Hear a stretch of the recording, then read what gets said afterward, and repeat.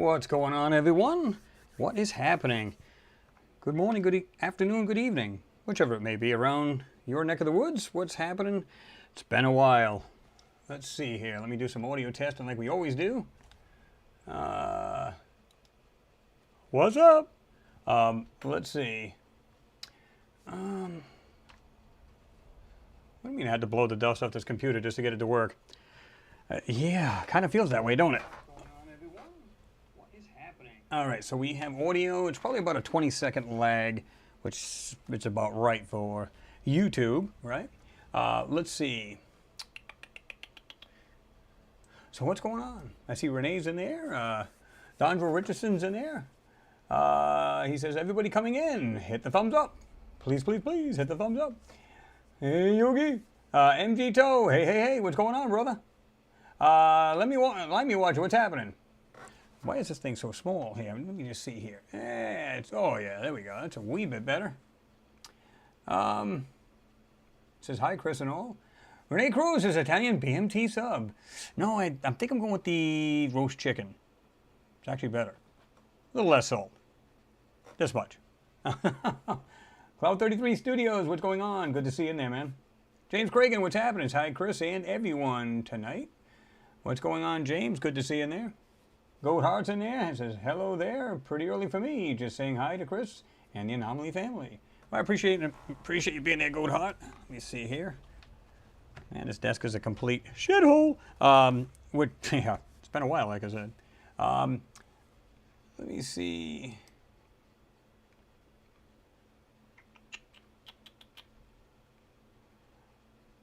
Renee Cruz says, what's going on, Chris? Oh. So much. Pete Ferrero, what's happening? It's in Buffalo, New York here. How's everybody? Hello, Chris. What's going on, Pete? Good to see you in there. I know you're going to be warmer than you have been because we're at 81 degrees right now. And, well, we get a breeze, but it's still, heat index is still 81, so not too bad. It's about time. Of course, we'll go back down in the 50s in a couple of days, few days, and that always sucks. But it is what it is. You're at the mercy of Mother Nature, so, you know. We said hello to James, Mr. James Cragen. Renee V's in there. Hi, Chris and gang, they say. What's going on, Renee? Good to see you there. John Smith says, hello, everyone. What time does the curtain go up, please? You are here. Marco Besta says, good evening, all. How's it, Chris? All the way from Pretoria, South Africa. What's going on, Marco? Good to see you in there. Guess you're not the only one down there from South Africa. As we know, Jean Ward is from Southern Africa as well. Let's see. Whitebeard Sky Daddy, what's happening? Good to see you in there. Says, hola, Joss. Hello, everyone.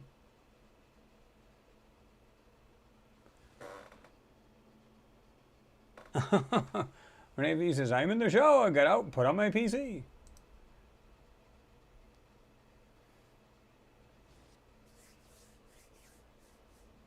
Arrigo Viglione, what's happening? What's going on?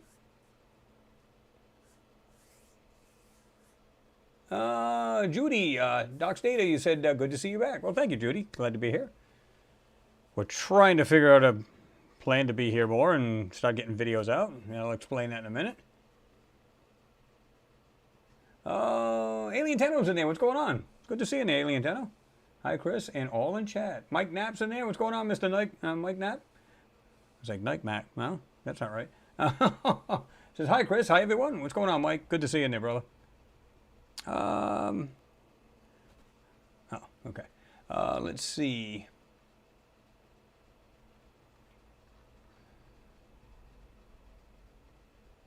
I appreciate it, Renee V. You said PayPal on the way, Chris. Respect for all you, my friend. I appreciate that. I really do.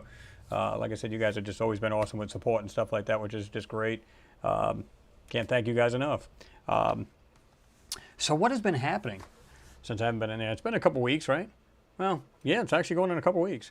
So what has been going on? Some really bizarre stuff with the new job. To be truthfully, I didn't think I was going to make it. It's stressful. when you go from basically one store to another one that this same owner had bought, and it's a complete cluster. Shelves are a mess. None of the tags go to where they belong. Stuff's in different areas where it shouldn't be. People are jumping. All the people that were there, pretty much, this is the funny part. They were, supposedly the owner was a really good person, okay? This is how this went. So this person says, you know, I'm older now. I think he's like 72 if I'm not mistaken. I'm older now, you know, I want to retire. I'm selling my business. Love to spend more time with my family and stuff like that, my grandkids more than anything. And sadly enough, this guy dies the next day. How sad is that? But then you find out the people that work there were totally taking advantage of him, stealing from him, all kinds of crazy stuff. I'm going, I don't understand. When I'm at this store here, my main store, I'm hearing that there was a couple of cops called down there. You know, a couple of people got arrested. And of course, the other people that were still doing it, or that were doing it too, they said, we better get out of here. We're going to be caught next. So they decided to jump off. So there's like, let's see, the manager, myself, and like 4 other people. Everybody else jumped off. I'm like, what is going on here? So basically, I had to go through the whole store myself, get everything straightened out. Yeah, it can put a little stress on you. Because it's like me, I try to get everything done. You can't get it all done in one day, right? But it is probably maybe quarter to half the size of the store I was in, so it's not too bad. But still, a lot of work. And, you know, I got to the point where I was just like, man, I've had enough. We're trying to get some people from our store to go to this store. And the manager that's over there at the main store, he's, oh, I don't want to give up the good people here and everything. I said, you got more people than you can shake a stick at here, man. You can give up at least 1 or 2 people. So stressful here and there. But it's only going to get better. You know, we've been working on it and everything else. So, so I've been busy. I literally go in, no, I'm not going to BS you guys, go in at 7:30, which is a lot later than my other job. Problem with the other one, well, it wasn't a problem. The other one was I'd get up at 4:30 in the morning, and get there at 5, and get out at about 12. So it was much easier to come home, maybe take a little snooze, get up, make a video, boom, it's out. Well, now I go in there at 7:30, I punch in at 7:30 at this job, and you don't leave until 3:30, 4 o'clock. So you're like, okay, so by the end of the day, you're pretty much worn out. Okay, how can I do this? I'm just like, oh my God. So, but things are going to be getting easier. You know, they're gearing up to like a new warehouse to get the stuff from. Going to get people and all this other stuff. So it's going to help. So it's just a question of getting like a perfect, what's the word I'm looking for? Well, schedule, right? So get a good schedule. This way I can still pop some of these things out for you guys and still do the Friday evening if we can. If not, worst case scenario, I'll slide it up to like Saturday.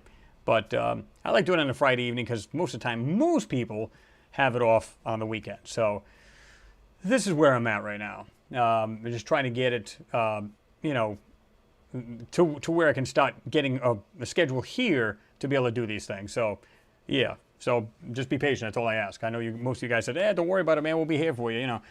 So I just want to be honest and straight up with you guys, let you guys know what's going on. And I'll probably do a regular video, too, to let people know what's going on because most of the people that are subs and watching the channel, they're not on this live feed. So they're pretty much in the dark. So if you find anybody that's saying, oh, yeah, because I think I've seen one comment said, hey, man, where you been? I haven't seen any videos. You know, just drop it and let them know what's going on. So they pretty much know, right? It's like, yeah, it's just crazy. You're just trying to get it just right.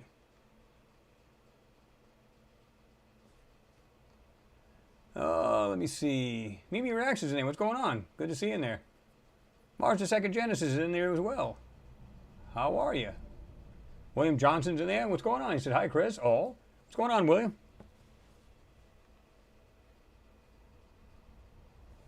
Tommy Bird, cheers to you as well. I appreciate you. Digger's in there. Says, hello, Chris.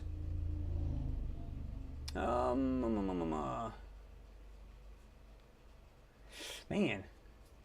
58 degrees, now 60, tomorrow 80, Sunday. There you go. You're probably getting it a little bit after us. I mean, because we're just west of you, but you'll have it overnight. You'll have the warmer temperatures, and yeah, it'll stop being all right for you. It will definitely get better. Let me see. Love it when this thing jumps on me here.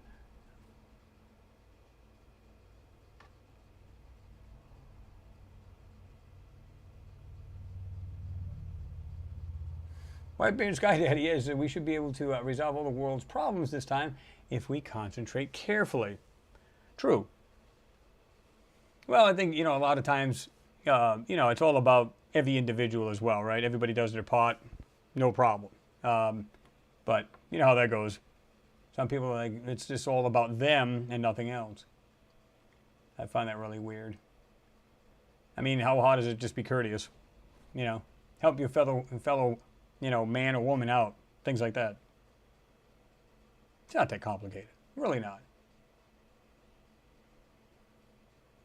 I hear you, Mike. He said, same here, Chris. My job is as hell the last fortnight. I know, it's crazy. It's just like, and here's the thing. You get people in there, you go, we'll hire a few people, this, that, and the other. They ain't worth the shit. I mean, they're really not worth a dime. I mean, you get them in there, next day they're gone. What happened to this person you just hired? I guess they couldn't hack it. Or one guy had come in and he's like, he comes in, he works from Monday to Thursday, disappears. Oh, must have quit. Friday goes by, Saturday goes by, Monday goes by, nothing. Tuesday he pops in there. Where you been? Oh, well, they told me to, after Thursday, just come in on Tuesday. I'm thinking, I said, oh, did they now? Okay.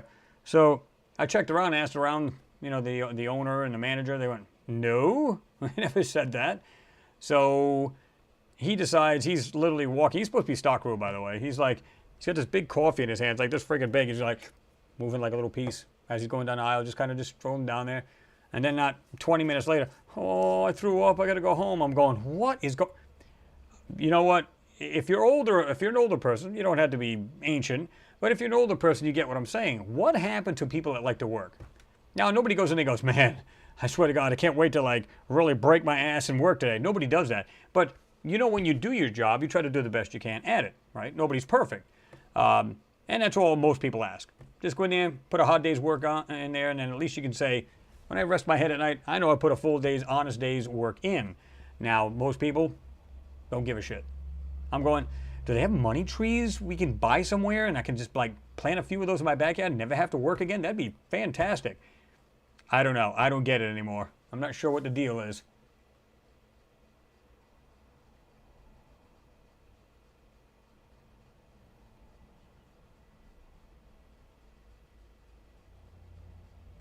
Renee Cruz says, enjoy your live UFO show, Chris. Back to postal work. For me, lunch is over. All right.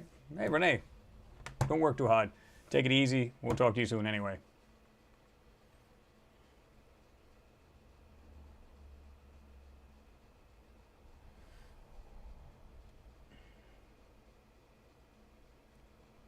James Bible says, I'm always hopeful that we will have some Hollywood moment where a whistleblower just leaks everything. Lots of pictures of what's really going on out there. I agree. I think everybody here is an agreement with you. I was going to say agreements, but either way. But the thing is, it's like, we'd love to see that. Will they? No, it's just a slow drip. Nothing more. And it's like, come on, what is the deal? Valerian, the Mac 3 says, Chris, what did I miss? No, I was just going over what was going on with my my job, and trying to, get this new store underway. And it's been a complete shithouse since we've started it. But it happens. You're going to have these bumps in the road, and it's, it'll smooth out at some point. But you get a lot of ripples in there, and you're trying to get it all solved. And basically, you want to pull your own hair out or die from a stroke. So, yeah, that's never a good thing. So, yeah. So basically trying to work it out, and like I said, I'm trying to get where it's steady and I know what's going to be going on. So this way here I can, get back to making videos again. Even if it's like 1 or 2 a week, it's what I love doing. And I know you guys love them too. So that, and at least every Friday or maybe even Saturday, depending. Again, I got to find out the schedule as to when our trucks are going to be ordered and everything else, all this other good stuff. So this way I can better give you guys a schedule, because that's not the end here. We're just definitely going to try to get it a little bit better. So and that's what I'm hoping we can get straightened out. Once I know a good steady schedule, then I can go, okay, now I know what I can do, and there you go.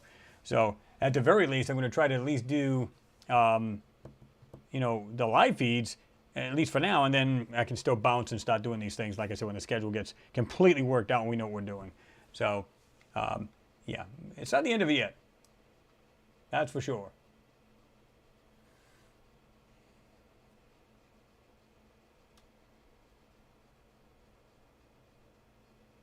Yeah, Whitebeard Sky Daddy. So I'm doing interviews lately, and the implied company ownership of my life angers me greatly, Chris. It's gotten rather ridiculous, ludicrous, rather. Yeah, I mean it is. It's absolutely insane, right? I, I kind of volunteered to go and straighten the store out because they seen what I do in there, and they're like, "We'd like to have you go over there. A little bit of extra pay." Okay, but they don't tell you what you're really getting into once you get down there. And then you're going, "Oh my God, what did I sign up for?" Now, don't get me wrong, I can always bounce back to the other one and continue to work there. And it's a lot closer to home. Here, it's like 6 minutes away. Over there, it's 25 minutes. Maybe 30, depending on the traffic. Big difference. Thank God I drive a hybrid. Because I'm still getting, because you're driving, it varies. It goes from like 45, 55, 45, 35, 25. But the thing is, you're always on the move pretty much until you get in town. And I still got like 48 miles to the gallon, so that's not too bad. So at least it's a gas sipper, and I'm not getting like 21 miles to the gallon. So yeah, thank God for that.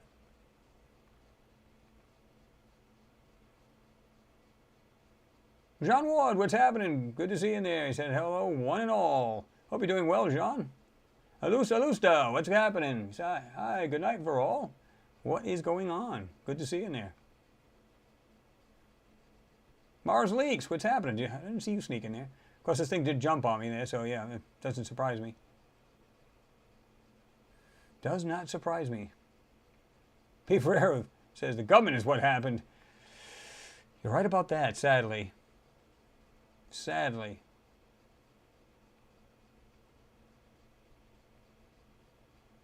Planetary Protector, what's happening? He said, good afternoon, humans. What's going on? Oops. They jumped him again. What's going on, Cameron? Good to see you in there.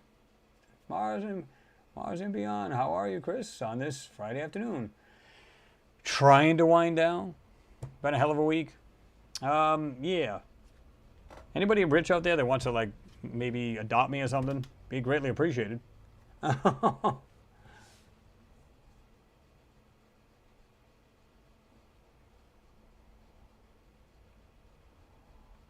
There a sugar mama out there? Anything?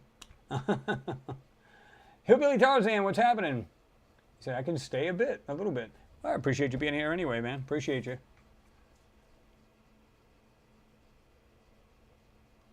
I'm not sure what that is. Do anomalies belong in the high strangeness category, or is it high strangeness something else? I'm not aware of that. Not sure.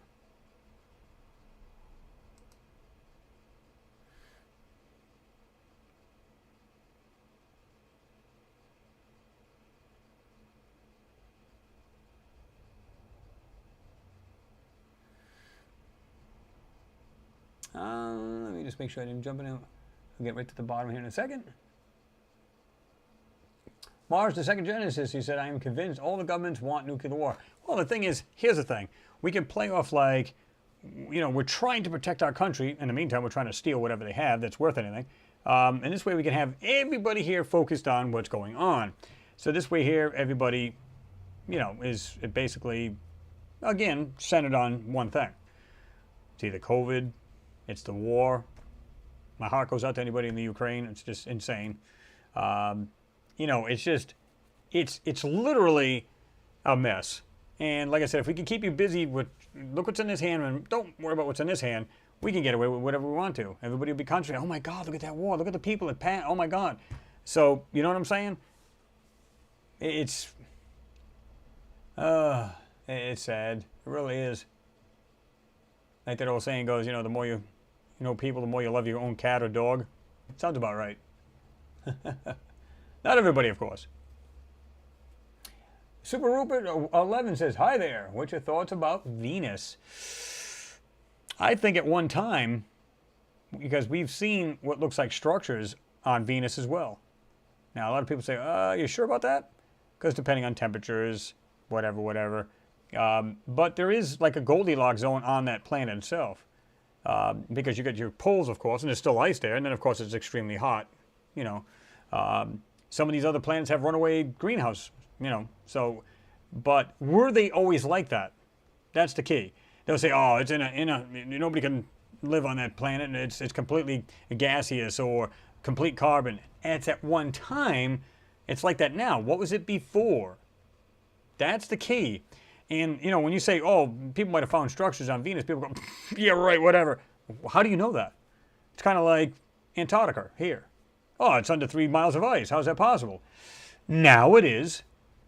Doesn't mean it was before. So, you know, you have to ask yourself, that doesn't make any sense. You just say, why would you believe that there couldn't be any, life there or something living there or whatever, like on the planet or Antarctica? Absolutely could be. What the planet is now doesn't mean it was like that. It's like Mars. It's, they say, well, you can't live on that planet, which I flag BS. You can still live there now. As long as you're low to the ground, there's oxygen. Simple as that. So obviously you go up, it gets thin. It's kind of like, you got to go up to so much, elevation before the air gets really thin, and you either have a problem breathing or can't breathe at all. So it's kind of like being on Mars. The only difference is you literally have to be real close to the ground. You can't climb a mountain or you're instantly dead. So you have to be close to the ground to be able to breathe. And it gets warm enough for you to just walk around in a t-shirt in the summertime next to the equatorial region. So, yeah, I mean, there you go. So at the very most it would happen is you may need a little bit of oxygen if you're on Mars. Maybe. I don't think you do, to be truthful with you. They claim, well, it's very thin air, stuff like that, but they also claimed it was just a red sky, and it's not. So, at least not in all spots. Obviously the dust isn't blowing all the time. So, there are times where it's actually blue. It's like, okay, so if it's blue, doesn't it imply the same kind of almost atmospheric conditions we have here on Earth? Not always. It's not going to be 100%. But doesn't that kind of imply that? We won't know because we're not there. So, but that doesn't mean that it isn't. So they lied about a lot of things. So there you go, right?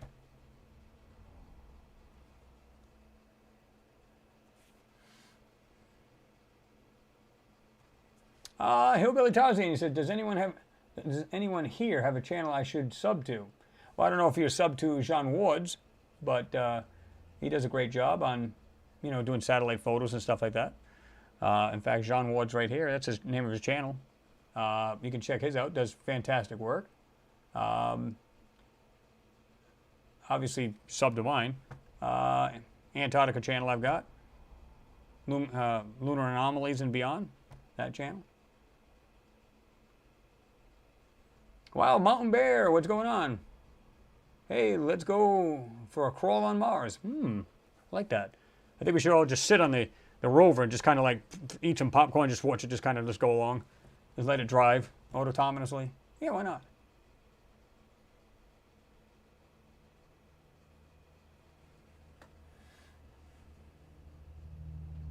MG Toy said, plant grass and get a humidifier for Mars.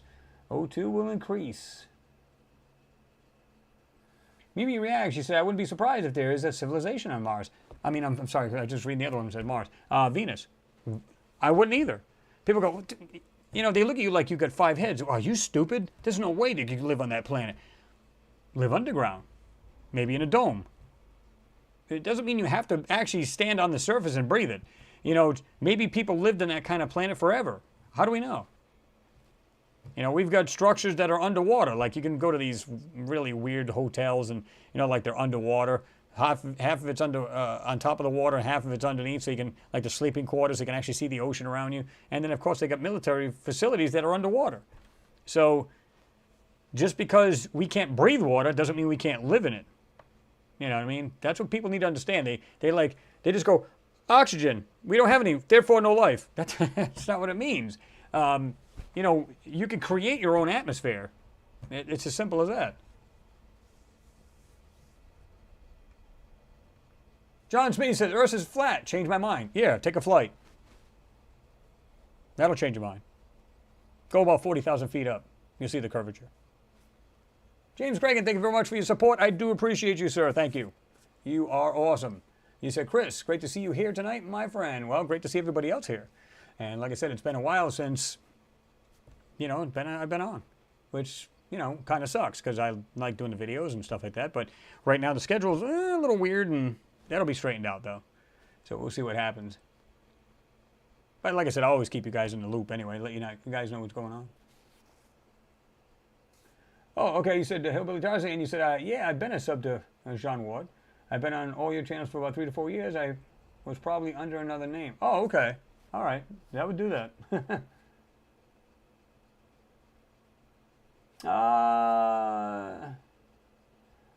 Paul Liversidge, I think that's from pronouncing that correctly. Great to have you back, Chris. Paul from the UK. Thank you, Paul. Appreciate you. I do appreciate it.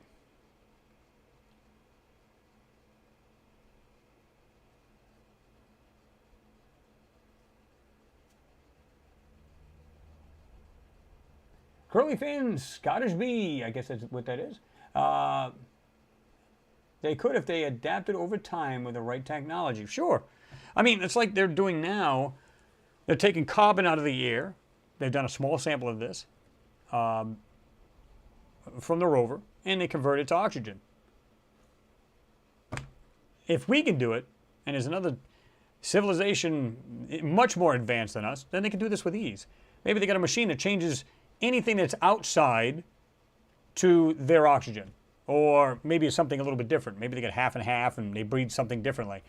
And they just have any kind of thing. They just say, okay, it's carbon outside, so let's do this. Click, click, click, click. Okay, and whatever comes through that vent is oxygen.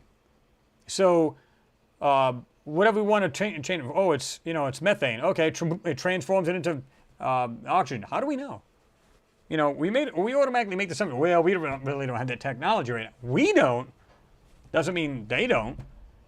People just limit their own minds, and they can't do that. I'm not saying you go off the deep end, but I'm saying, but you can bet if something's, if it's been thought of, it's been tried. You can almost guarantee it. We probably don't need that kind of thing, so we're not going to build it. But as far as for Mars, and you want to make more oxygen for the astronauts once they get there and they want to settle, they'll need to do that if the atmosphere is what they claim it is. And even if it isn't, who cares? There was 100%, and probably still people living underground, 100% of civilization on Mars, period. You know?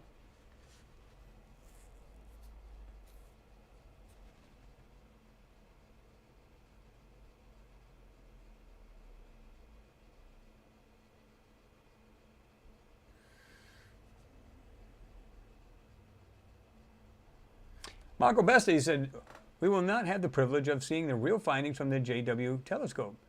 The other problem is CGI is so advanced nowadays, we would not know the difference. Yeah, the James Webb, you know what's funny about it? I just read this too, and I'll show you this, where they're saying it's still cooling down. I'm going, how long does it take to cool this thing down? So it's really not at its 100% because it needs to be, I think, at real zero, which is actually 0 degrees at freezing. Real zero, as opposed to 32 degrees. So I'm going, okay, I get that. How long does it take to do this? So it's not 100% flat. I'm thinking flat because I just saw this guy Mars Lakes. It's not 100% cooled down, and it's not 100% functional if you really think about it. It has taken photos, but it's not at absolute zero right now, so therefore it's not getting, you know, it's what they'd like to get out of it. Let's just put it that way, right?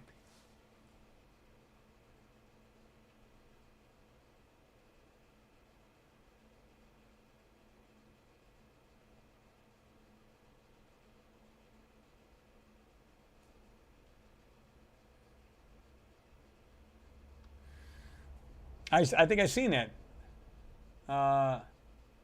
Here we go. You said NASA showed a video of Phobos passing the sun and solar eclipse flyby, but nothing else. I saw that. I glanced over that. Was that yesterday they had that out? Or was it the other day? And I saw that. Pretty interesting. But, you know, yeah, they just want to keep everything hush-hush and, you know, just shh. And then just drip, drip, drip. It's like, I'd love to just see them to just come out with it. It'd be great.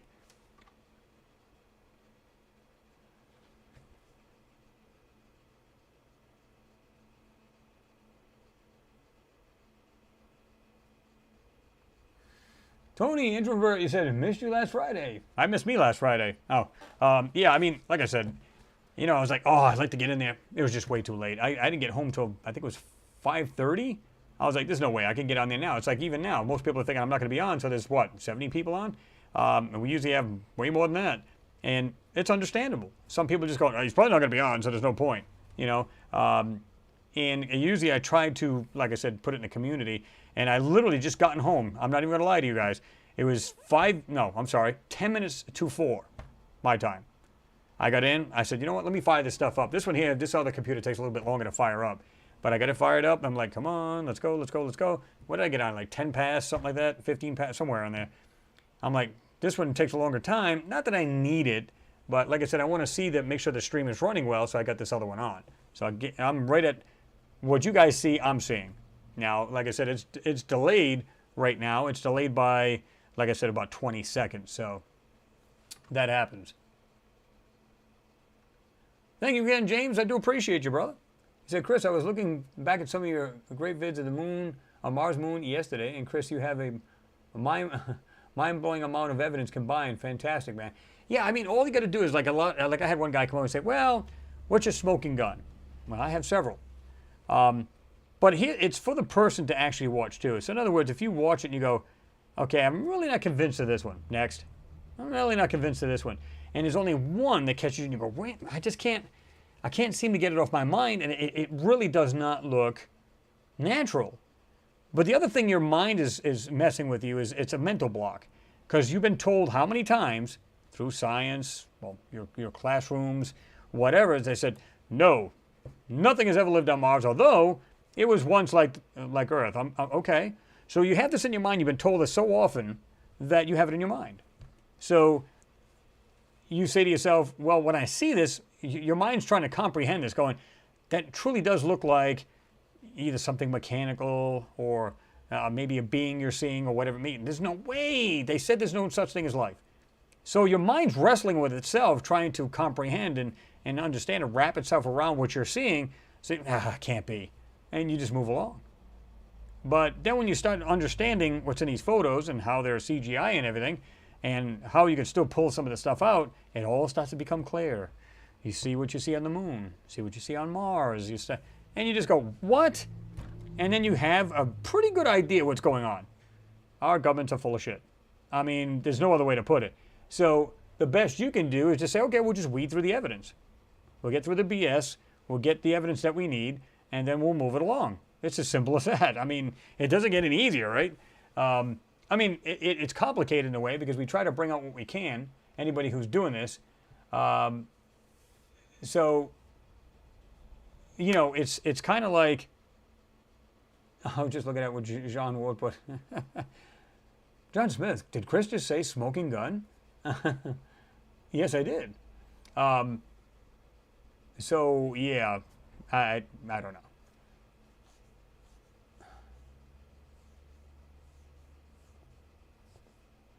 Okay. I was just watching some of you guys going back and forth.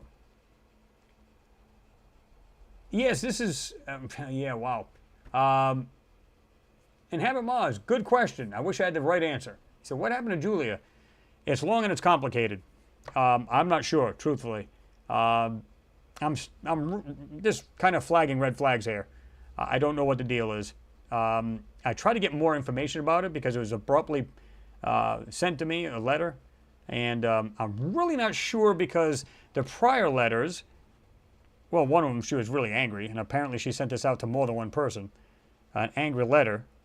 And I'm not even going to tell you what she said, because if I did, you'd be like, oh, so that was nice of her. But I kind of understood what she was talking about and the reason why she did it. And then all of a sudden, she was sick, said she was ill.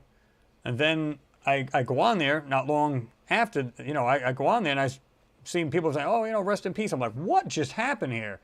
So I go to my email to see if anything's there, and this other woman sends me to say, oh, you know, this is what happened, and I was like, it's two conflicting illnesses. I don't know what to make of it. I really don't. So I asked her for more information. I said, I'd love some more information if you could. And, you know, and then I said, and then they didn't respond. So I wrote again.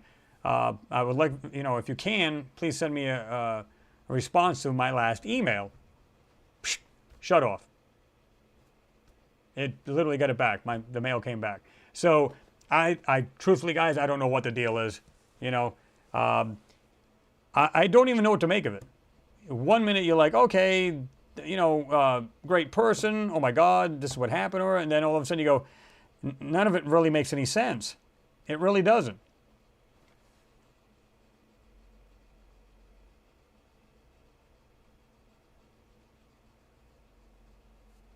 Oh, okay, Sean. You said we were chatting about smoking on Mars. I guess you could do that. Just smoke close to the ground. You'd be all right. Maybe they get some good weed up there. What do you think? The Martian weed. You heard of Panamanian red, right? Panamanian Martian red. Hey, what do you think of that? New one.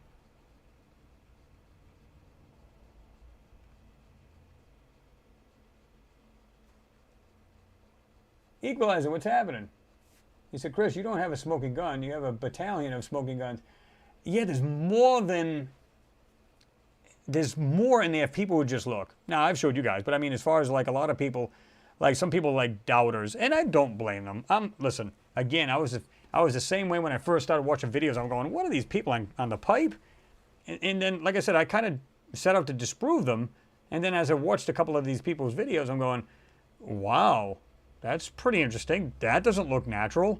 And then I started getting more and more into noticing things in these pictures.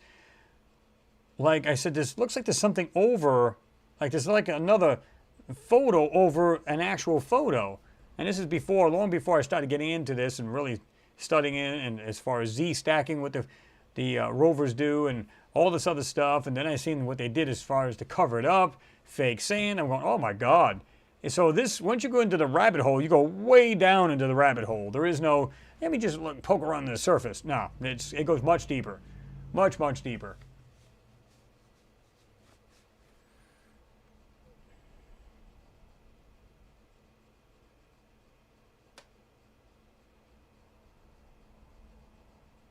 Christine Ingram, what's going on? Good to see you in there. I think I missed you earlier.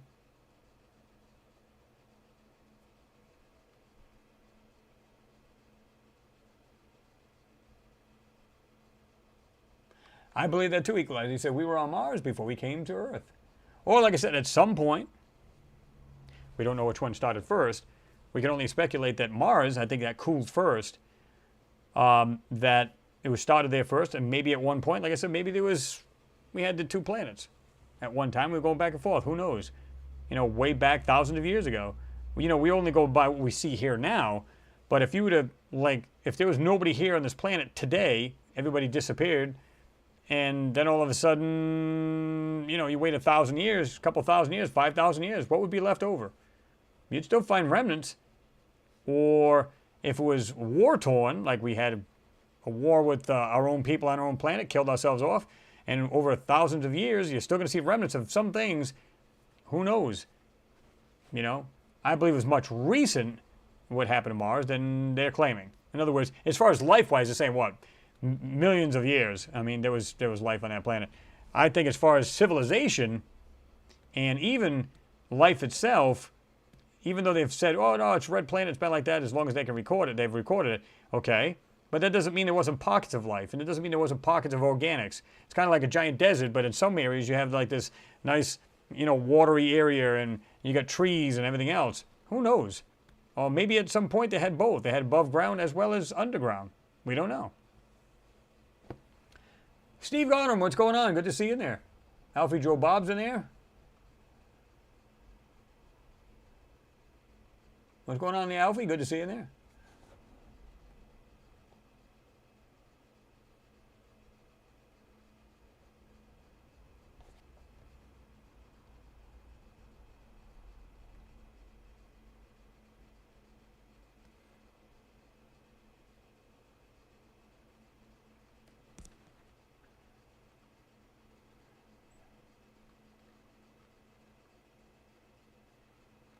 me go way down here. This thing kind of jumped on me anyway. Great for all. What's happening? Good to see you in there as well.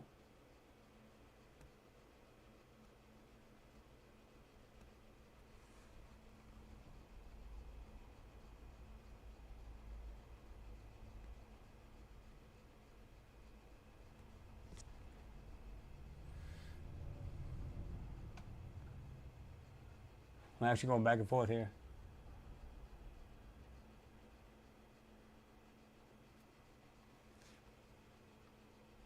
Robert Morgan, what's happening? He says, sorry I'm late, but I was on time, Chris. Oh, you're fine. Good to have you in there, man. Wolf Hagen says, greetings from Germany. What's going on, Wolf Hagen? Good to have you in there. Scott Duffy, he said, yes, he is back. He is back, yes.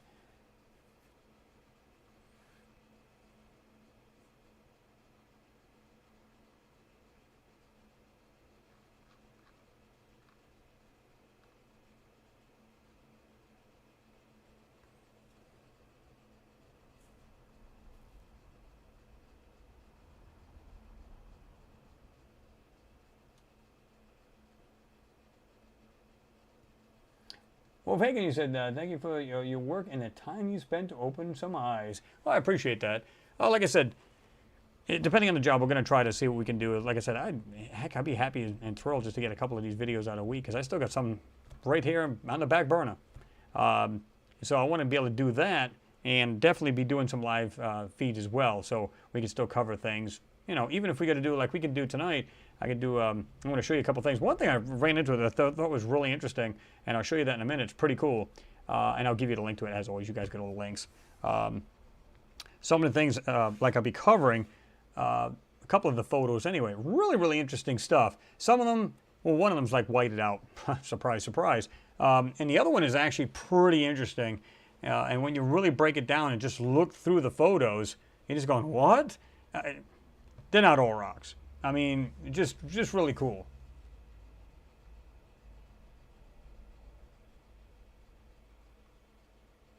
Thanks again, James. Do appreciate you. He says, as we always said, we never stop going up, man.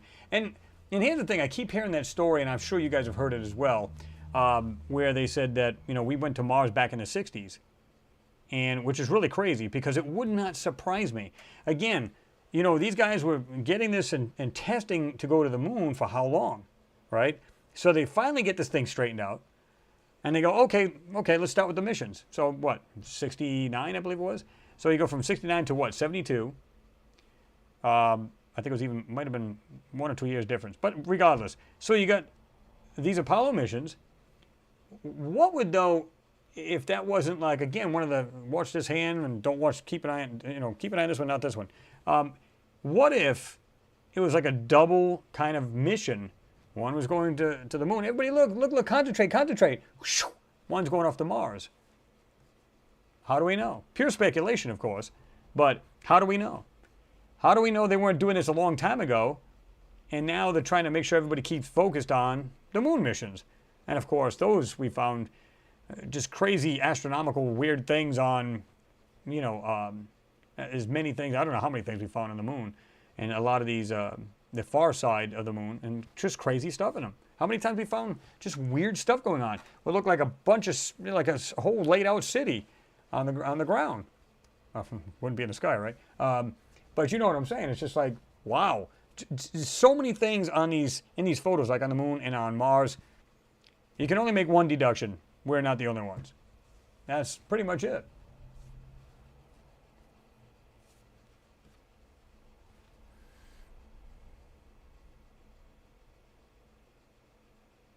John Shop, what's going on? He said, I've just got in from work.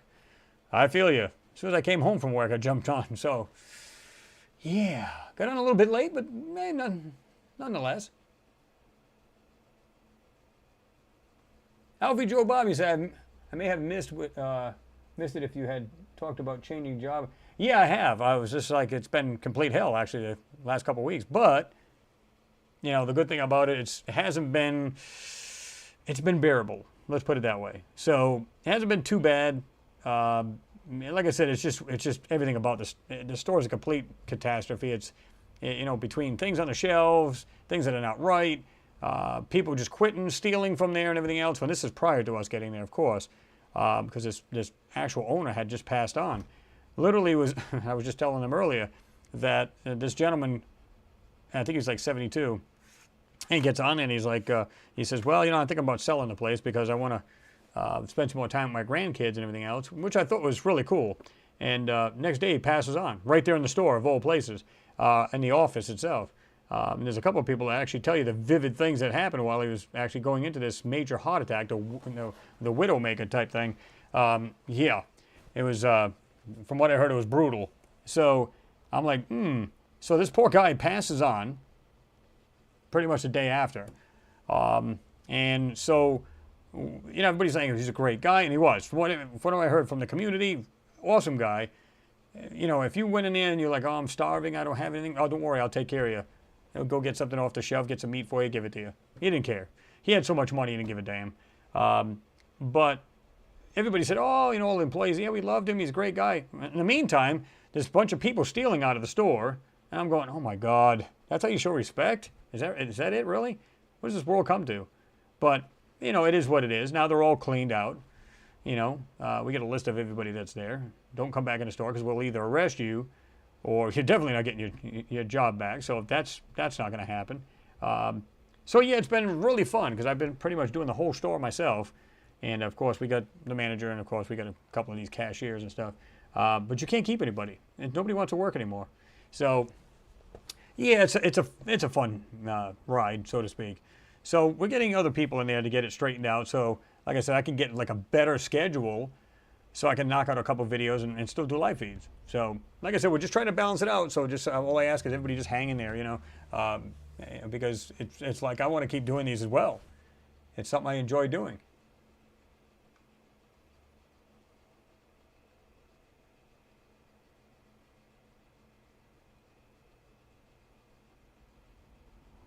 Valerian the Mac 3, peace on earth, pretty much, brother. Love to see it. James Cragen says, hit that thumbs up, thumbs up, bottoms, people, come on.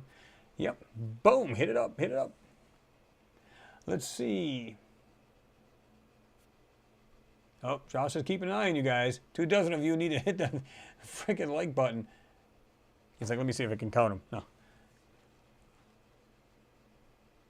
Whitebeard Sky Daddy said, wouldn't be shocked if there was a little pockets of hospitable atmosphere on Mars. Oasis. Yeah. All over it. We don't know. Yeah, because it could be certain spots of it, right? Because a lot of people say, well, listen, I got a telescope, I see Mars, and it's orangey, reddish color. Okay. And it's kind of like if you look at, you know, our Earth from a good distance away, it looks like just a blue marble.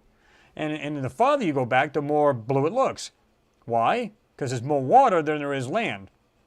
Okay? So, but as you zoom into it, let's say you're X amount of millions of miles away, and you can just see this little blue dot, and that's it. Well, the closer you get, the closer you get, the closer you get, guess what happens? You start seeing brown land masses. You start to see all different color sands from around the world. You know, the Sahara Desert, you know, all kinds of different stuff like that.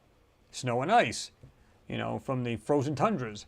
You know, you start to see all these multicolors. Well, from a distance, Mars looks completely red until you get really close up to it, and then you start to see, you know, probably water and all kinds of other, you know, greenery and, you know, all that kind of stuff. We don't know.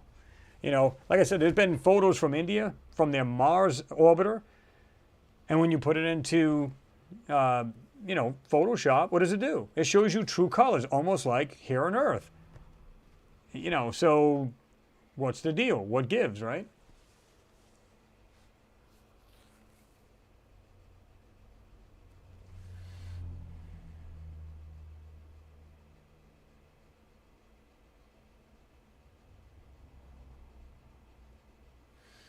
Christine Ingram said, if your government is now admitting there are visitors from other planets, then why keep hiding things in photos? I agree. It's almost like they don't want us to know just how advanced they really were. Think about it. So, you know, is it possible they were super advanced? Because I would have to think if they weren't, you know, let's say they were like cavemen like we had here on Earth at one time, Neanderthal man. Okay. if that's true, what do you got to hide? We're just talking about hammers and, you know, chisels made of, you know, junk, basically. Why would you care? So the only thing I can think of is technology, something they want for themselves. They're going to claim stake to it, get all the information they possibly can in case somebody else goes there and wants a stake claim on it as well. So they're doing their best to do that. There's no other way I can think of other than, yeah, that's pretty much actually the only thing you can think of, because they just want to make sure that they get all the information themselves. You know, it's kind of like I said, if you couldn't go to Mars, you'll send an orbiter. Now, we have ESA there, we have China there, we have other countries that have orbiters. So if we can't get on the ground, we at least want to take really good photos of what's on the planet. You know, I just wish one of the countries would leak it out so that we can actually have a good look at it. It would be great to see that. Show us untouched, unmessed with photo, non-CGI, and I think we'd be shocked if they showed like an area right over a city. That would be amazing. And we have broken things down, some of these photos down, when it actually looks like cities from the sky, from orbit. Absolutely amazing stuff. Like that one that I showed you, it looks like it's really like green. And then when you break it down, it looks like roadways, literally roadways, and all structures, you know, between and on the sides of these roadways. Absolutely stunning photo. When you break it down and bring out the lines in more detail, it's crazy what's in that photo. That to me, that alone is like a smoking gun in itself.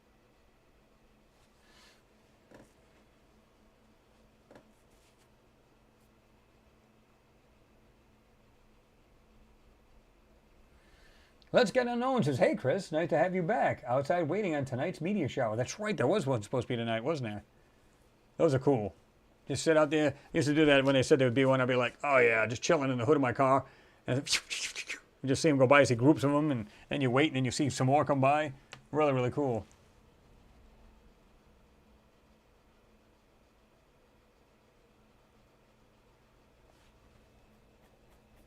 X15, what's going on? Good to see you in there.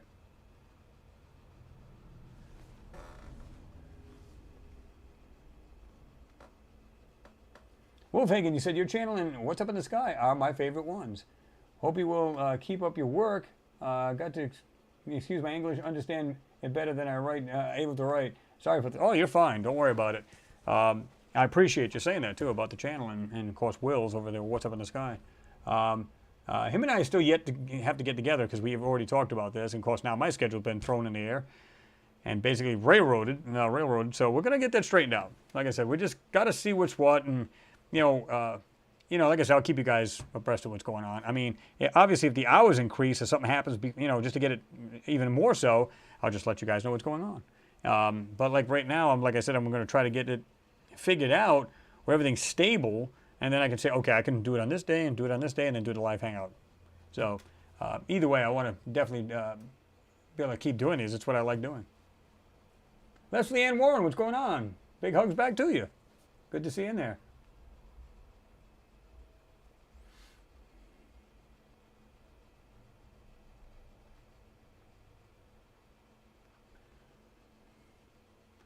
Mr. Ricardo Petrazzi's in the hizoo. What's going on, Ricardo? Said, hi, gang.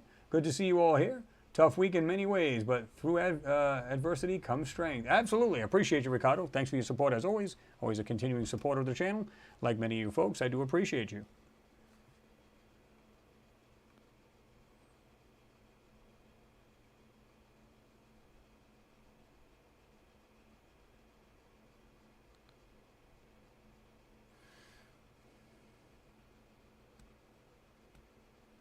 John Smith, good questions, by the way. He said, are they coming from distant galaxies or are they from Earth? How many times has a civilization been wiped out? If some managed to go underground and survive their tech, would be thousands of years ahead. Absolutely. Great questions. I think it's both. I think they're right here in our own solar system. This is the reason why they're saying there's no way there could be UFOs out there. They'd have to travel great distances. Why? Not if they're here in the solar system. And our governments are probably aware of them. They just go, well, okay, we'll just keep a relationship with you guys, and that's pretty much it. You know, and even if they did come from way out there, they're saying, well, you know, they'd have to take X amount of time to get here. Not if they're using wormholes. They can get here in like lickety-split kind of thing. you know, you're talking about, you know, like a day from across the galaxy if you're using wormholes and be able to bend and fold time and space. You can actually shorten your trip like by God knows what. You know, it's like going from East Coast to West Coast. If you could just fold the map, you can get there within like minutes or seconds. Now, of course, we're talking about the universe, which is much more grander, of course. So it would take you a lot longer, no doubt, right? But, yeah. I think we've had civilization on this planet long before we were here. Maybe other civilizations, other, you know, other beings. Maybe they were a lot like human. Maybe we were distant relatives of them. And like we talked about before, we talked about the Nephilim, which the giants had come down from the heavens. Is it possible, and I asked this question, maybe we are the giants now, even though they're showing skeletons of much larger beings, and we know some of them are hoaxes, we know that. But let's say the average one was, I'm going to say 9, 10 feet tall, okay? Even 8 feet to 9 feet, really big human being, right? But what if human beings were only 4 to 5 feet tall? And that's very tallest human. But they started actually, you know, these Nephilim come down from the heavens, or these other civilizations came down, mated with the women. And of course, at some point, the genetics have to change. If this has happened over and over and over and over again, you're going to start to get more and more larger humans. And if that's true, maybe we were much smaller back in the day. And I'm talking thousands upon thousands. I'm not talking about Neanderthal. I'm talking about erase all that, and let's go back hundreds of thousands of years ago. You know, who knows, maybe even a million years, because they're even saying now we're going back as far as the human being. We're talking like 500,000 years old, a million years old. So let's go way back then. We were very small humans, and then we became larger and larger as these aliens came and, you know, mated with the females of the planet. If that's true, again, pure speculative, because I wasn't there to see this, that would be disgusting, wouldn't it? Anyway, so you get what I'm saying. It's like, so at some point, genetics have to change. You start getting larger and larger humans. So over the course of time, we'd be bigger.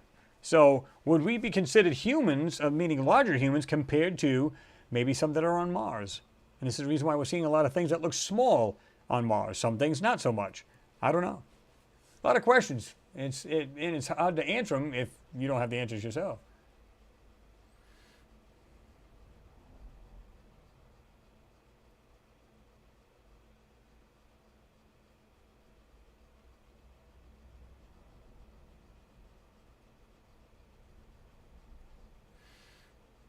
Pat Owen, what's happening? Crossbreeding to make demigods. Well, the thing is, like, again, is it possible that that would happen? What do you guys think about that?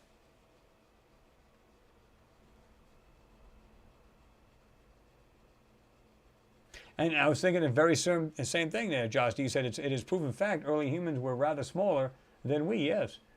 Yep. Pat Owen, pervert aliens. They're like, oh yeah, look at that women on there. Hot. Oh, man. Let me watch. You said each generation gets bigger, larger. Yeah. Sounds about right.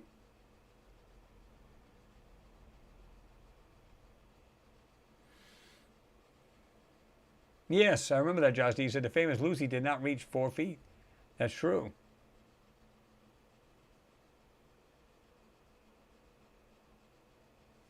John Ward, you said Alama Zuli has done some excellent research into the Nephilim. Not sure who that is. Be interesting to check it out, though. Would definitely be cool to check that out.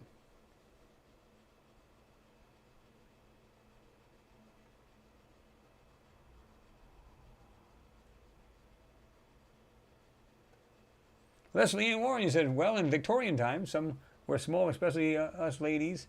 Bronze sister were tiny, LOL. Well, that's what I'm saying. You know, you go back X amount of time, they said even cavemen were like, what, 4 feet tall? 5 feet at best? They were very small. Look at us now. I mean, you still get even, heck, I seen a kid come in today, he had been all of 7'2".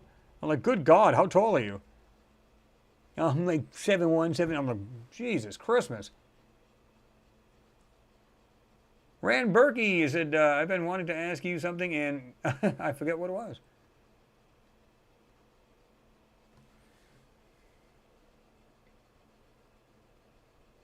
John Smith, your question was also, have you seen how perfect some of the sites are around the world? Stone hammers and antlers built in? Come on now. You know that's beyond silly. Of course. I mean, they want you to believe, like, ooh, a stone hammer and brass chisel on making the pyramids. Sure. Yeah. Yeah, because if that's the case, what we got now, we should be able to build, like, space stations right here on Earth with no problem. Just with the tools we have. You and I both know that's a bunch of trash. When you look at, you know, like I said, when you go back to the writings, the Egyptian writings, they talk about, like I said, they built the pyramids with the help from the overseers from above. It's pretty much it right there. Oh, the overseers, you know, they have other names for them as well. But it just makes you wonder, you go, what are they writing about? Who are they talking about, these overseers from above? I mean, what the... And a lot of these ancient civilizations echo the same thing, where aliens come down, taught them, like I said, agriculture, you know, arithmetic, reading, you know, just all kinds of stuff, laws, different languages. And so they're writing this. I mean, what do you say to that? Well, like I said, were they sci-fi writers back in the day? I mean, I guess it's possible, right? Pakovich, Stravinsky, what's going on? Good to see you in there, man. Thumbs up. Appreciate you, man. Glad to see you here. Equalizer says, Skunkworks has already achieved that. Space Force has been working parallel with NASA and the CIA since the end of... Oh, yeah, 100%. Because they talked about that, where they, you know, when we talk about Skunkworks, they were talking about how they were building all these top secret craft and all kinds of crazy stuff, right? So they're an intricate part of NASA. There's no doubt in my mind.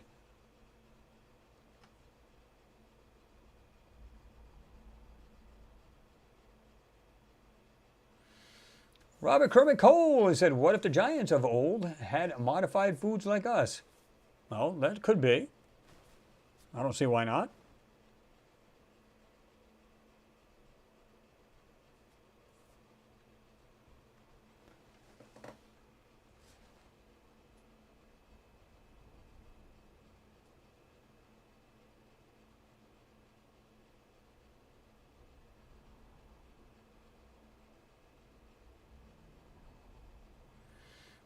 X15 hiccup? Ugh, I'll drink to that. I drink alone. Yeah, with nobody else. Oh, Georgie. Cameron said, have a good stream as always, Chris. Looking forward to when you upload next. Have a great weekend. You do the same, Cameron. Appreciate you being here as always. I know you're stopping for a short time just to say hello and, you know, listen in a little bit, so I appreciate you doing that. Just take care and, you know, take care of the family.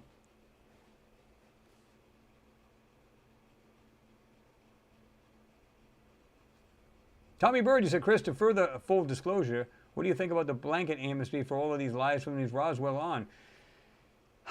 I think if you're caught in a lie and it's kind of like, what's the word I want to use? Stunted our growth as far as space flight. Of course, when I say that, I mean like the stuff that we would know about. Because I think there's been something going on for quite a long time.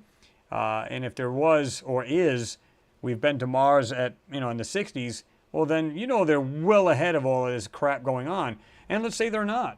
You can bet there still was secret missions going before they're even showing us. In other words, they were going back to, you know, back in probably in the 60s back then, trying to see what, well, back even the 70s, right? They had the landers and stuff there, the Viking. And they saw what they saw on the planet. So even if they weren't there in the 60s, you know they wanted to get up there for a reason. All they had to do is just take a look around and go, oh my God, what is all this stuff here? What is this?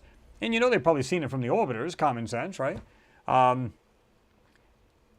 Because I find it hard to believe, even if the camera was crude back then in 75, which even if you had a simple 35 millimeter, depending on the lens you had on there, if it was telescoping and everything else, you could literally see decent amount of detail on the Martian surface. So they're like, hey, let's go, let's get there. And of course, you'd have to have the technology to be able to do this. So it takes a while. You can put a lander there, even if it fails. You get one up there, it finally gets there. You're taking audio, which I find hard to believe they didn't have microphones, but at least video. And they seen something on there that totally blew their mind. And they said, let's get there. And eventually we built enough stuff to actually get up there and at least rove around. You know, of course, the first one was the, like I said, the Sojourner rover back in '97. But they also had that other one, that M-Pop, I think they called it. Was like that little machine that would literally walk like this, like it had on skis. And it was basically tethered to the lander. So it would literally walk, and then it remember the little cars when it would just bump into something and turn back around and go? Well, they had like a little sensor in the front, looked like a mini thin bumper, and when it would hit, it would just, and all of a sudden this thing would just back up and then just stop walking again. So they even had that. They wanted to get up there for a reason. They wanted to get up close to these objects. This is the reason why they're there. Because if you think about it, if all they wanted to do is just take photos of what's on Mars, we got orbiters to do that. So why would you need anything else? Well, if we want to see it on the ground, up close and personal, the rovers are the way to do it. It's as simple as that.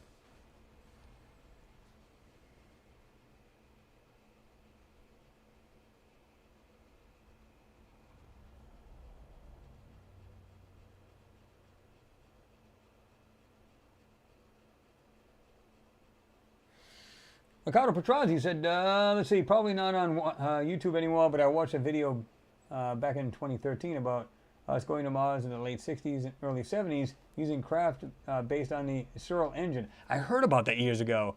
Wow, that brings back a name, doesn't it? MHD Tech. Huh.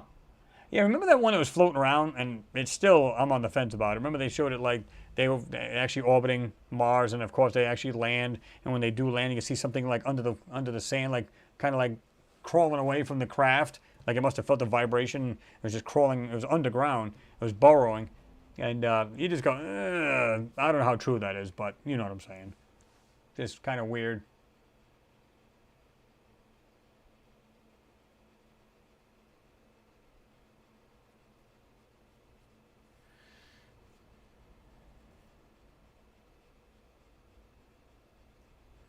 John Schaub, your question was, Chris, have you ever played the sounds of space on a National Geographic mag from records that were given in one? No, I haven't done that, but I have heard you get the sounds of space, but I remember hearing the ones from the actual planets, which was really bizarre. And some of these moons just, you know, really, really cool stuff.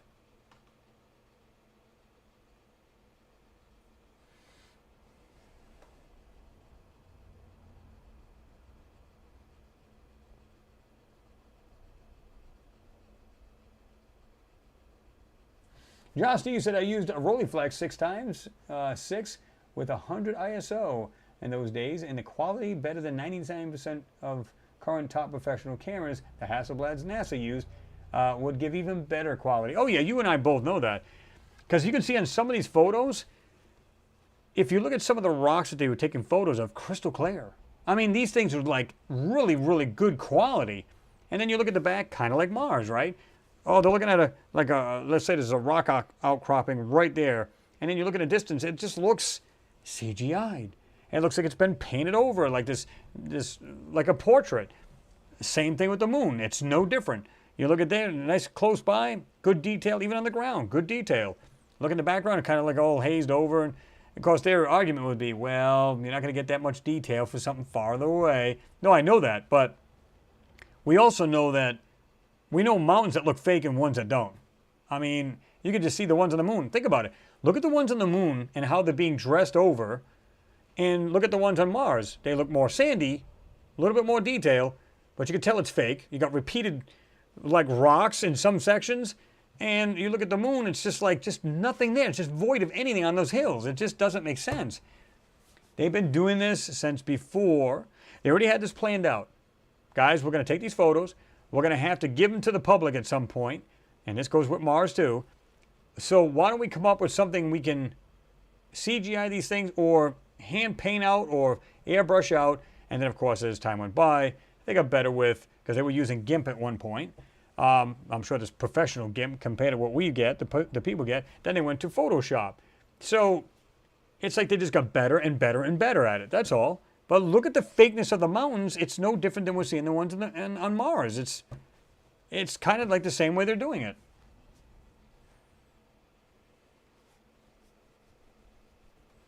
Claire Mead, what's going on? He said, hi, Chris, and all. Better late than never. Absolutely true. Glad you're here there, Claire. Here, Claire. Huh. Hmm.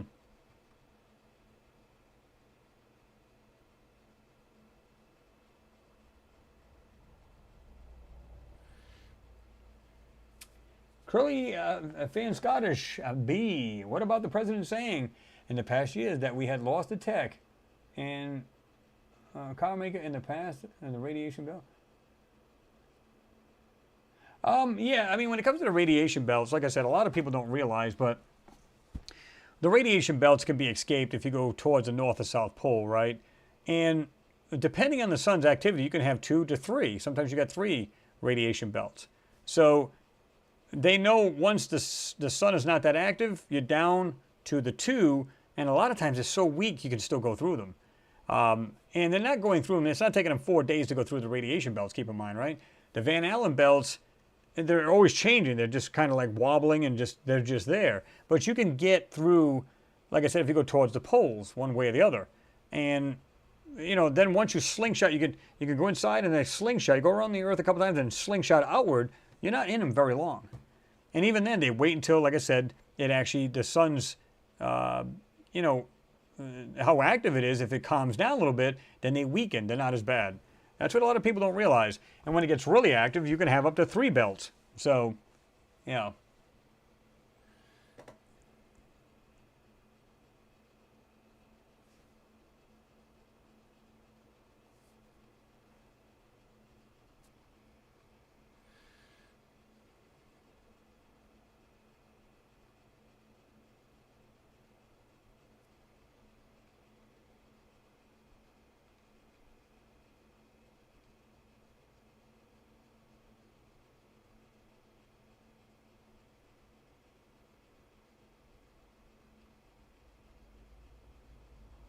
That's an interesting one, Lusta. You said, I haven't taken any photos of UFOs, but I do have an EVP paraphony that says, I love you. He tells me in French. It's scary to hear, but it's fascinating. That is weird and fascinating.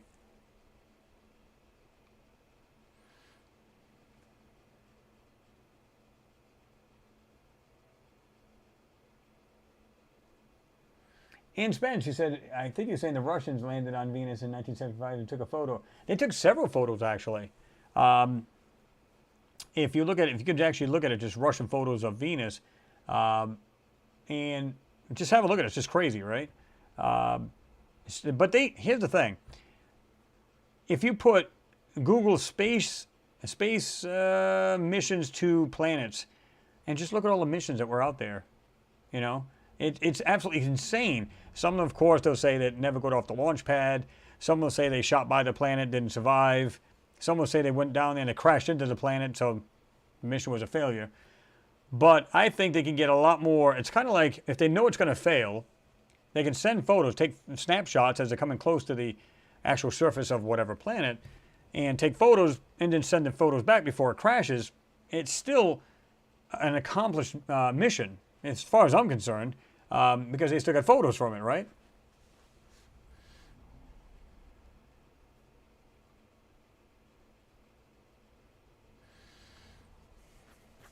John Smith says his question was, would anyone here volunteer to go to one of Elon's missions if it has a 50-50 chance of survival? I would too. Now I know what Leslie Ann says, no, I think he's nuts. I wouldn't go by him. I'd go by what I'm seeing on these photos. Now, in some ways, that would be kind of scary because it does, in fact, look like it's been decimated. At least a lot of areas look like. Now, not all of it does, but a lot of it does look like it's been hit by some kind of bomb or a natural thing, meaning water rushed over it, collapsed it. So I don't know. It would be interesting to actually go there and see. I mean, you know, hell, you only live once, right? But judging by what I'm seeing on there, I'd love to be able to go. If they said, you know, obviously if they give you, what's the word I want to use? If they give you an insight what you're going to see there once you get there, and they say, by the way, there are structures there that are intact that we've been in since the 70s, or 60s, and you go, okay, let's go. You know, I'd go.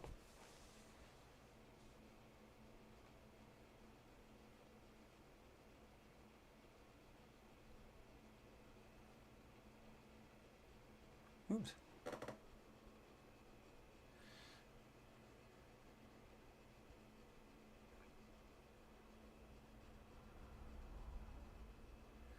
JWST, yeah, you're agreeing. You said, yeah, right, it was set up from the beginning and the messing with the pics. Absolutely.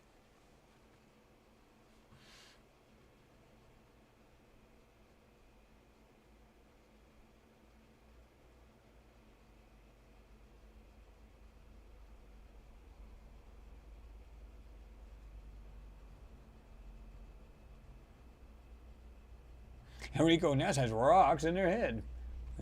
Pretty much.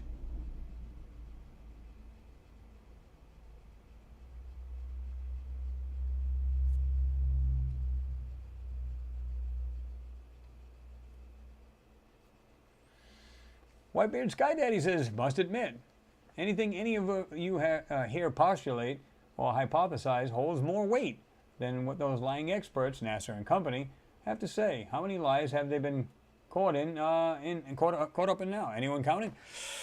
I don't think I got enough fingers and toes. Good God. Yeah, they lied their frickin' balls off. Excuse my French, ladies.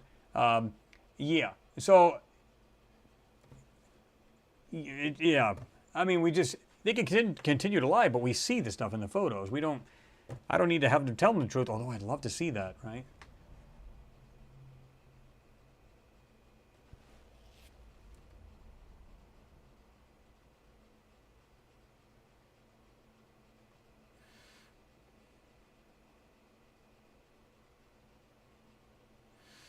That's true, X15. You said they didn't expect digital tech advancements to closely study these early pics. That's true. They figured, once we cover it up, nobody will be able to see it. But then when you get these, you can literally rip these photos apart. Now you're actually seeing the real deal. TMT Girl's in there. What's going on, TMT Girl? Good to see you in there.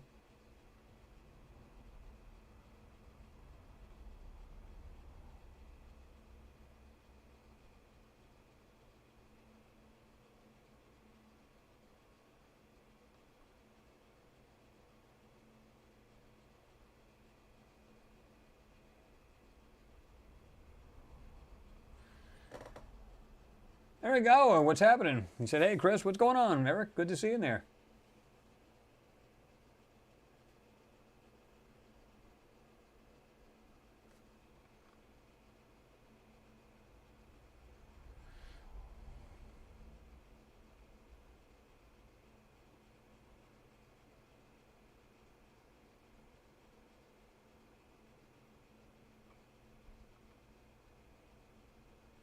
James Craig said they didn't expect you to be working your magic on them, LOL.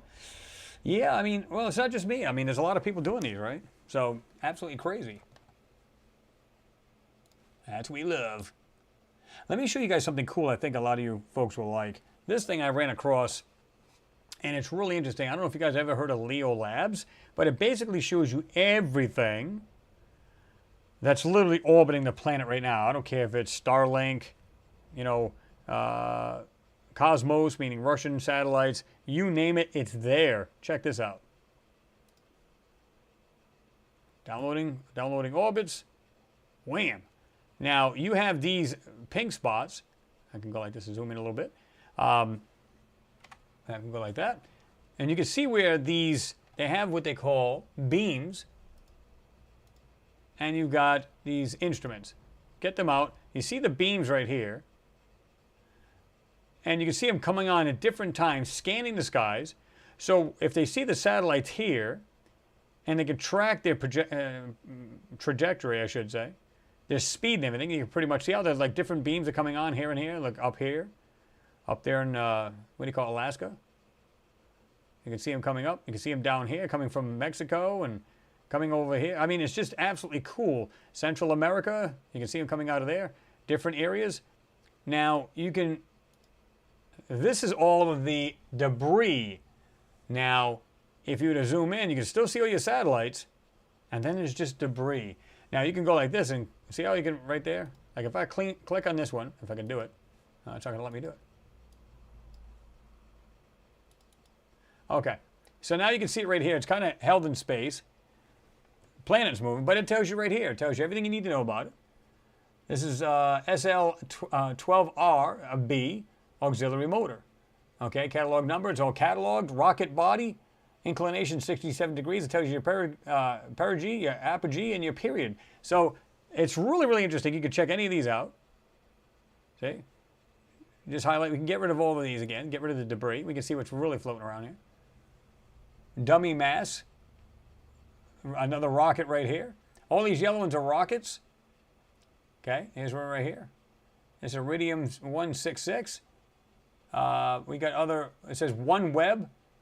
So, I mean, there's plenty of these things floating around.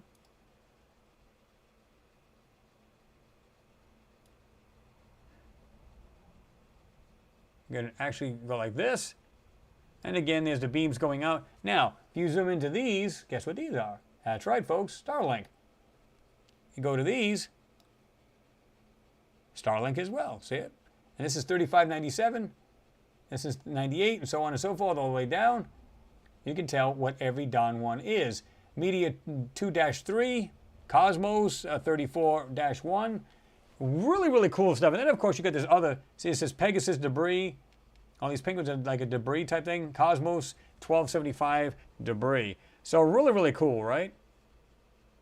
It's ungodly how much stuff is floating around out in space. And any one you click on, it'll tell you, like I said, the yellow ones here, rocket bodies. That's Globestar. Really, really cool. And it's right now showing 19,150 objects displayed. 19,000. That's insane. Absolutely cool. Yeah, there you go, Pat. It's the Earth COVID virus. There you go.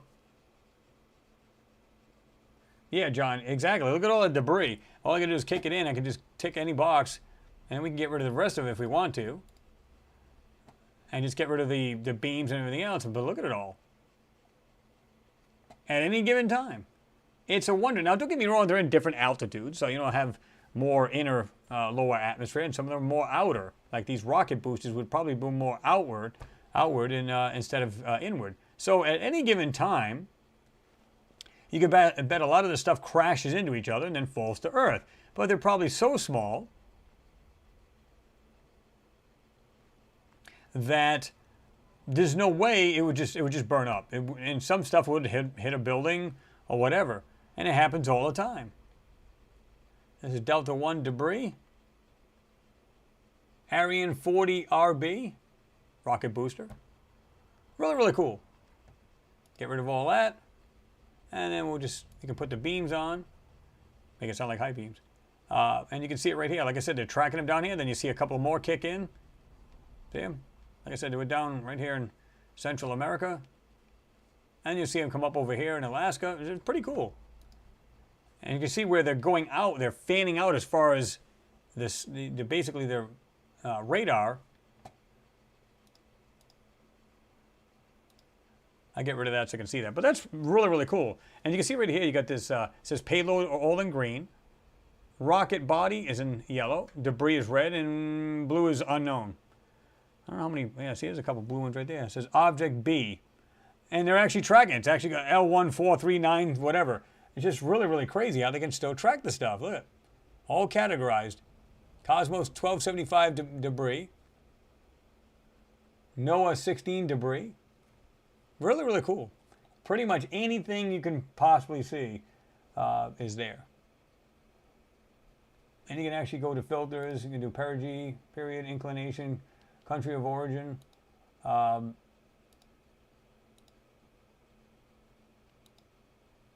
you can do a ground view. You can check out what you want from radars, and really, really cool.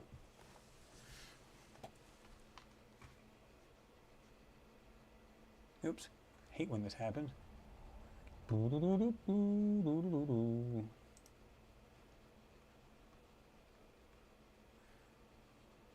And Tara, I appreciate you. Thank you very much for your support. That's awesome. Got the flying pear, I think it is. That's cool. But I do appreciate you. That's awesome.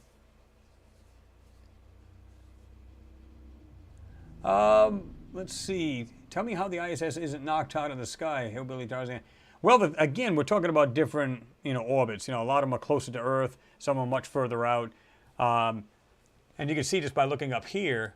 Well, it's a little hard to see that, but let me see. if you look up way up here, you can see the other satellites are way up. See the top left? You can see where the stuff, some of the stuff is closer and the other stuff is much further out. And these are both Cosmos 875.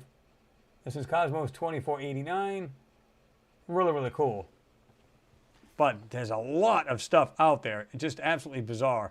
Now, if we do this again, well, not that, but this. You can see how that's like they're scanning out.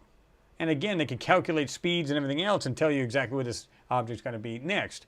So, and like I said, these will change. You'll actually see these different wavelengths or different directions that they're going. They'll change. Like you can see it here in the lower left, right around the, you know, well, that'd be about 7 o'clock, 8 o'clock position.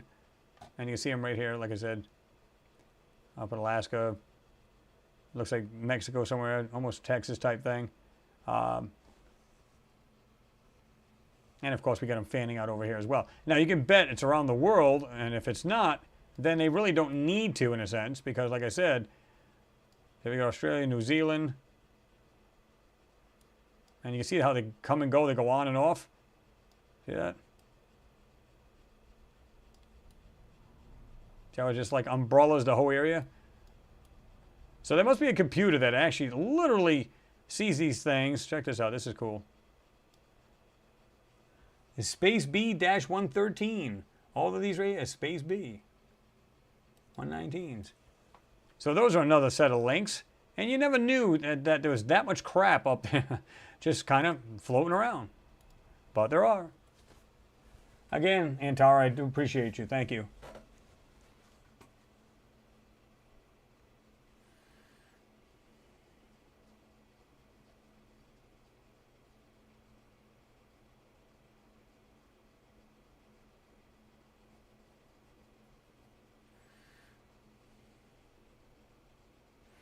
Yeah, like I said, you guys will get the actual, it's called platform.leolabs.space. And again, you get the, I'll make sure I put them on after the live feed. Well, it's on the other computer right now, Renee V. So what I'll do is I'll try to, like I said, immediately after I'm done with this, because I probably won't be on that long tonight, because I do actually have to do more stuff, of course. But that doesn't mean we're not going to still get into more of this.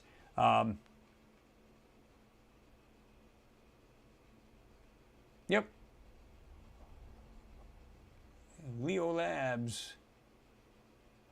FAA director's nightmare. You're not lying about that. Can you imagine? I mean, I would imagine all of these are like tracked. Look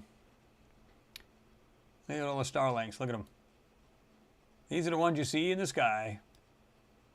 Got a little train of them going there.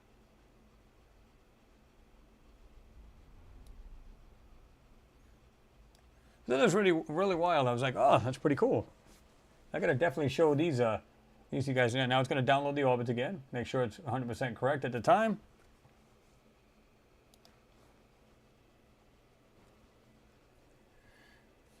That one says tracks military missiles. Yeah, it'll pretty much do all of that.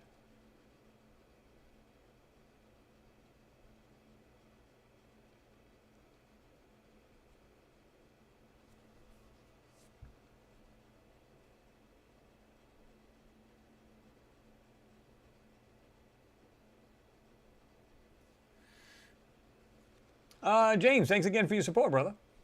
Your question was, Chris, what is actually filming all of that? You know, well, here's the thing. I think they just, it's basically, it's obviously made, and there's nothing actually filming that. What it is they're just showing that, they're just making like a, what's the word I want to use, guys? I mean, obviously it's it's all fake as far as the planet. Now, what they're doing is this because they know from, again, tracking and stuff like that. I think these are the Space B, yeah. I bet you can look this up, Space B aircraft or spacecraft, and it'll actually tell you exactly what country, and I could probably look it up here anyway. But, so they show you, like an animation type thing, where all of these are at this time. And again, you can flip this around and look anywhere and see these things where they're, because they'll have different spacecraft. Some of them will be, you know, right along the equatorial region and just kind of flying along and just covering all kinds of areas. See that? OneWeb right there. That's Iridium 124, Starlink. So they're going in different areas, and they're going back and forth because they need to make that coverage. You've got to have coverage, right? So that's why you see what they're doing. You're going, how the hell can these things be going in all directions? Well, as long as there's something in that airspace or in orbit, you can have coverage as far as like satellite internet or space internet, if you will.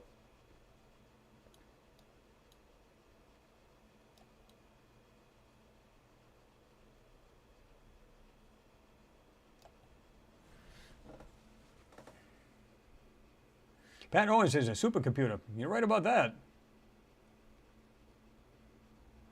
Which is true. Whitebeard Sky Daddy's correct. Don't panic. It's not to scale. Yeah, of course not. Because these things are much, much smaller than you think. I mean, these things are super tiny. You'd barely even see them. But they just make it so you can actually see them and actually put your cursor on there and your mouse and see what it is. And of course, when you click on it, it comes over here on the right-hand side and gives you the description, perigee, and all that other stuff, period, and all that other good stuff. So yeah. I've seen that, Robert. Yeah, he said there's a company that wants to return satellites to orbit, remove others in space junk. Yeah, because they want to just literally go in and just kind of snatch them out of orbit. Oh my God, they better get started now. They need like a giant bulldozer out there, flying bulldozer. These things are crazy how many there are out there. Look at this, and that's not even the space junk. That's not even. That's just crazy.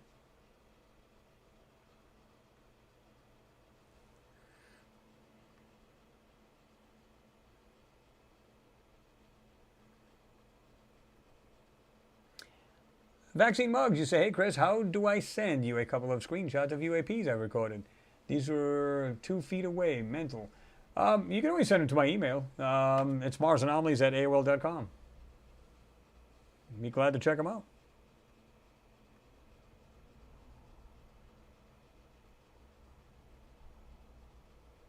Jean Ward's taking off. Good night, everybody. Thanks for the hangout, and Chris for hosting. See you in the next video. Appreciate you, Jean. Have yourself a good one. I know it's late for you. Oh, yeah, definitely. So have a good night there, right?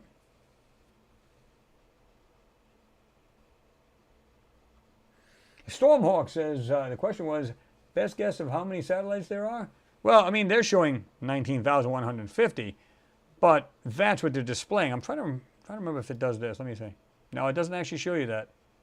I was hoping they'd show the amount, because I don't know if they can even count that high as far as how much space junk's out there. But you can see it here in the lower right corner. It's saying 150 objects displayed.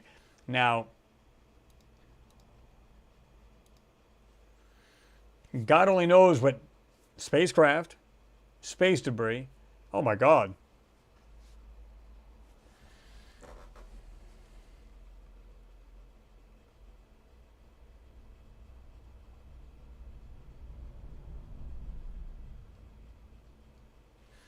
All right, let's see.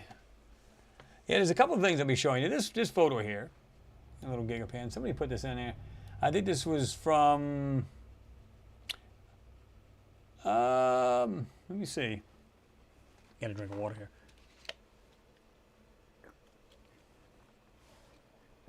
Ah, that's good. If you watch Art Alien TV, and I think he put on there, he said, not a tree stump or something like that. Well, many people have said, well, is it possible? Because Joe was like, well, I don't think, it might be just like a shard of like stone sticking out of the ground, which is a very good possibility, right? And some people said, well, you know, they speculated maybe it's a petrified tree stump. And that could very well be too, as far as I'm concerned. But look at this. Let me see if I can zoom into this a little better. Yeah, that's real sand right there, folks. Look at that. That's real. What is that? I mean, it's not the sharpest photo, which sucks, but what is that? I mean, look at the way that... That's crap. Come on.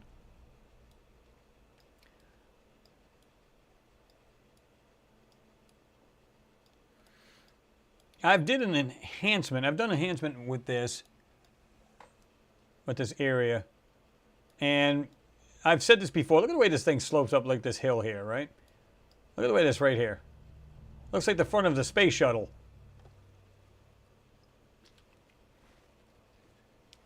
But they want you to believe they're all buttes. Now, I see the way they kind of join these together. Again, this here is 1, 2, 3. There's much better photos of this area. This is absolute trash. But there's much better. There's actually 3 structures right here, all lined up. And if anybody's seen these, they're a lot better. Like I said, more detailed than everything else. And I think this here is fake. In other words, this line right here, this all joins together. So it's not like a like part of the hill or the mountain, and then you get the bottom ones. Excuse me. They're all one. There's another piece right here. You see this area right here sloping down on the right. Well, they want you to believe that this is the ground, this is just a butte. But when you get into this, it literally goes down below this line, and it's much bigger than that. Really, really cool. This is not as far away as people think. It's just not. And you see right here, it's MSL, which is the actual Curiosity rover, the Mars Science Laboratory. So it's a 1647 ml, and it says not a tree stump. And of course, you can see right here, Art Alien TV. He doesn't believe this is a tree stump at all. And it's anyone's guess to really what this is. Again, is it just a stone, the way it's been broken apart? Very good possibility. Is it maybe a part of a petrified tree? That's a good possibility. I don't think I'd rule it out.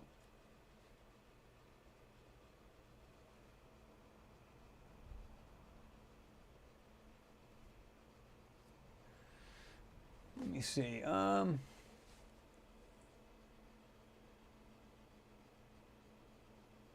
Antari said we would have no idea if off-world AI entered the mix and controls. Absolutely. At least us, people, the public wouldn't know, that's for sure.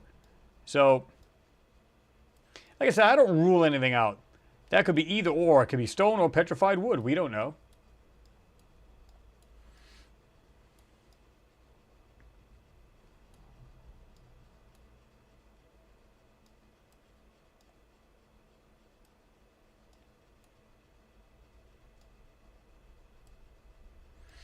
What they need to do, too, is some of these guys, and it's not just, what is that?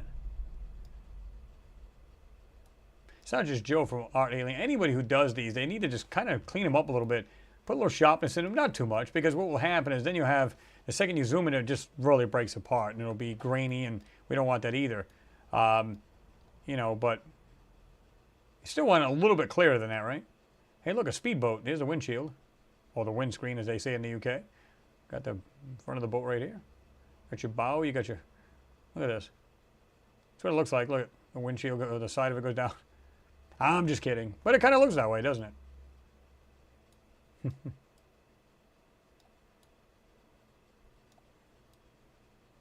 Yeah, you notice how like everything's just kind of like, all of this has been taken out. Like they do this kind of process where you can see little tips of the white. There's actually stuff underneath this right here. There's much more underneath here. They do this weird texturing on the photo. It just looks ridiculous.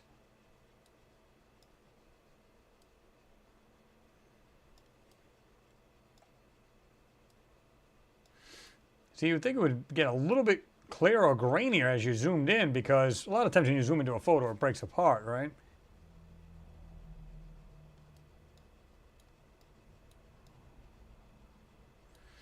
Yeah, it's far too blurry for me. I got an HD monitor. It just looks awful. Pat, he's like, AOL. Hey, I've had it for years. I just stuck with it. I've got other ones too, but...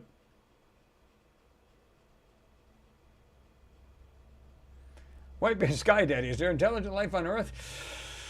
Is that a trick question? Is that loaded? At times I believe absolutely yes, and in times, I fear for our future.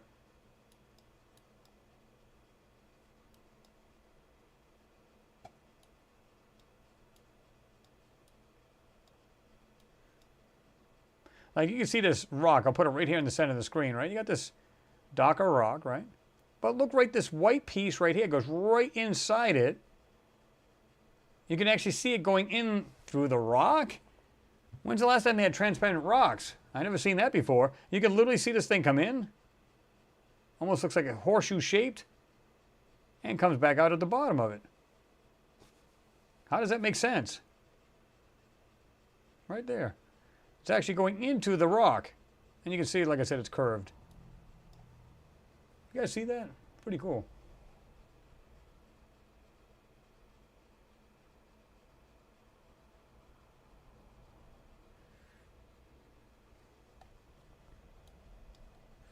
Let me see here. Not sure what that is. Pretty interesting piece. Nice straight edge.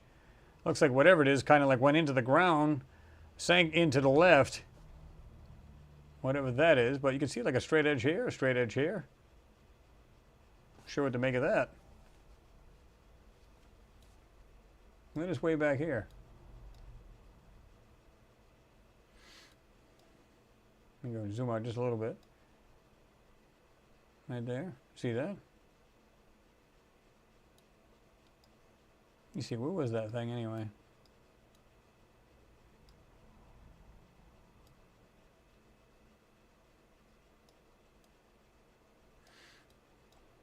What were you saying you saw a disc? Exactly, Ricardo. Blurfest. I know, it's sad. There's a little white piece right here. That's why I said they should, if they're going to put these together, what they need to do is just take it and put it in either, you can do it in Photoshop, just make the thing much clearer, because to me that's just, ew. These glasses work well, and I'm on a high definition monitor, and you know, you should not be seeing it that way. It should be a lot clearer than what we're seeing, and that's not the case at all. Steve Garner said, Chris, I can't believe that they pay someone to destroy these photos. I know, it's crazy. I just don't. That's what makes it interesting, though, right? Because you never know what you're going to find in these things. Not sure what to make of that thing either. I mean, it may just be nothing more than a rock, right? Kind of looks like it. But then again, the other one looked like a rock, too, until you get up close to it, and you're like, why does it look like a little speedboat type thing right there? Right there. Whoop. Not that way, I didn't mean to do that, but right here. You got the aft, you got the bow, you got the aft, you got the, look at this. I mean, if you were just like extreme pareidolia, as they want to call it, it still looks like that kind of shape to one. Now, is it? It's anyone's guess. Look at this way in the background. I'll try to pull, you know, just a little bit. You guys have to use your magnifiers because it's clearer the way I got it right here. If I do one step in, yeah, it don't look good at all. But if you go back just a little bit, you can see a little bit better detail, which is good. See that? All these white pieces in the back here, right in the middle of the screen.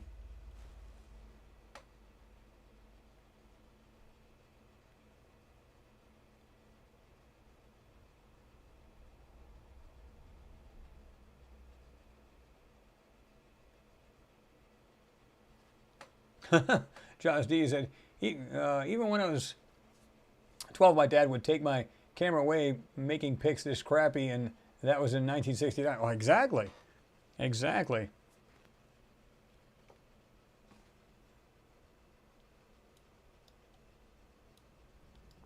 I think there's some really interesting rocks here, if you know what I mean.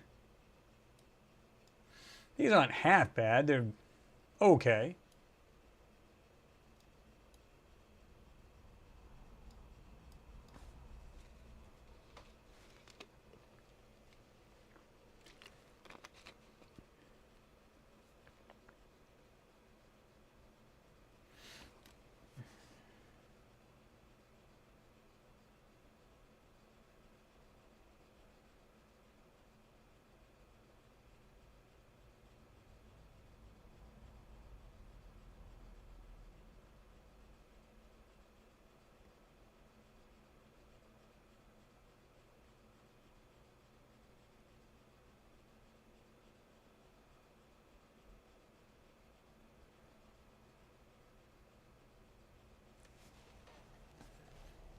Let me see. Okay, so let's do that. This one's kind of interesting too. And I found this one really interesting, and I enhanced this one too in a video, which is pretty cool. But check this out, just this alone. Don't do anything to this photo. Check out this rectangular piece. Nice straight edge going off like this here. You guys see that? Let me just back up just a little bit. This one's a little bit more sharper and slightly grainier, but pretty cool. See this right here? Right there. That's, and you can see it like it's right, it goes all the way right here, but they kind of like just really messed this up. Got like a bunch of crap on top of it.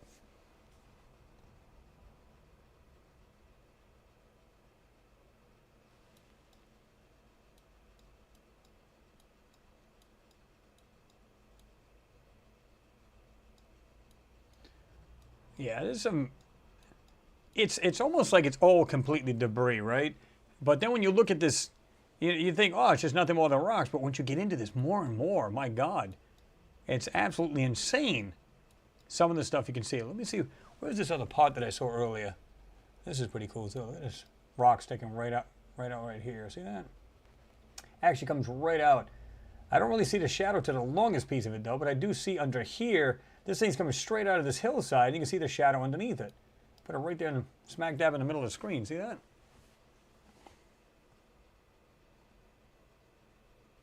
Got this weird piece up here. Almost looks like a square rock. Of course, you don't see it right here because you see where they stitched this photo together right here. But check that out. Going down like this. Go back up. Looks like a flat square rock. What that is it really a rock? Don't know.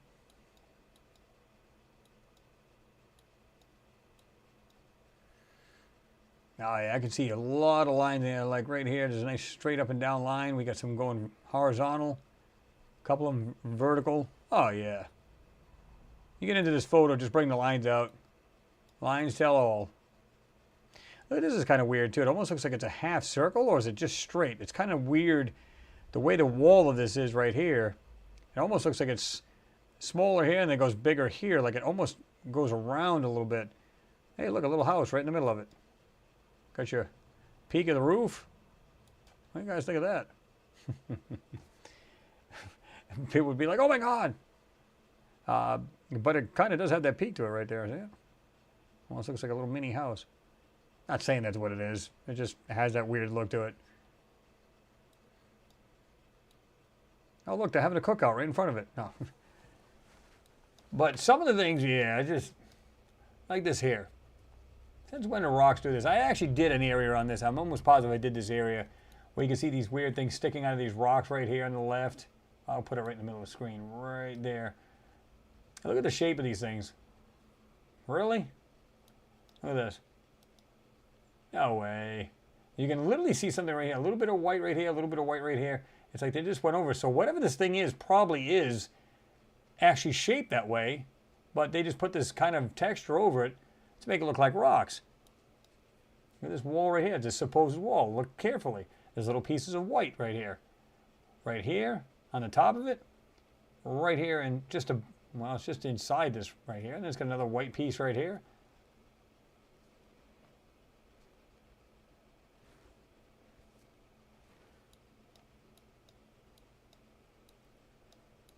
This is kind of interesting to me as well. Look at the way this goes off in the back. Starts right here from to the right all the way to the back, and it's almost like just these lines. You'd almost mistake it as a roadway of some sort. Now, I'm not saying that's what it is. It just has that uncanny look where you have an edge, and then there's another edge right here. Well, it kind of breaks up right here, but you can see it right here. Yeah.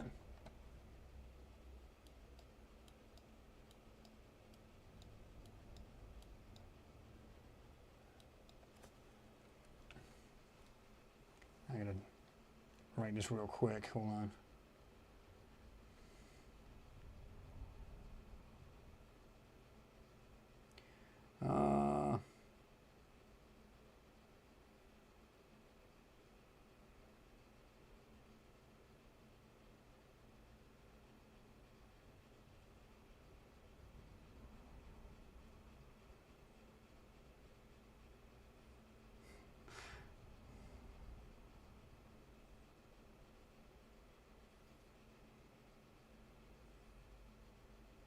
Whoops.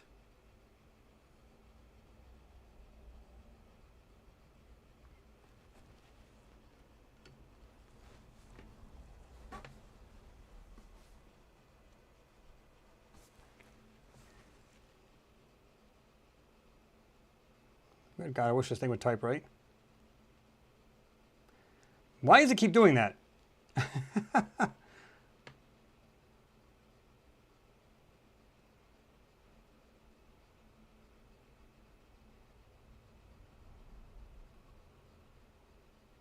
Okay, there we go.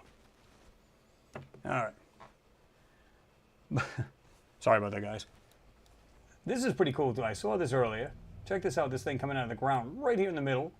Comes up, goes like this, comes back down. Almost looks like a boomerang halfway into the ground. And it looks like there's something right off here, branches off into this hole of this other rock. I don't know how well you guys can see that because it is grainy now. The other one's super blurry. This one's actually grainy. Go figure, right?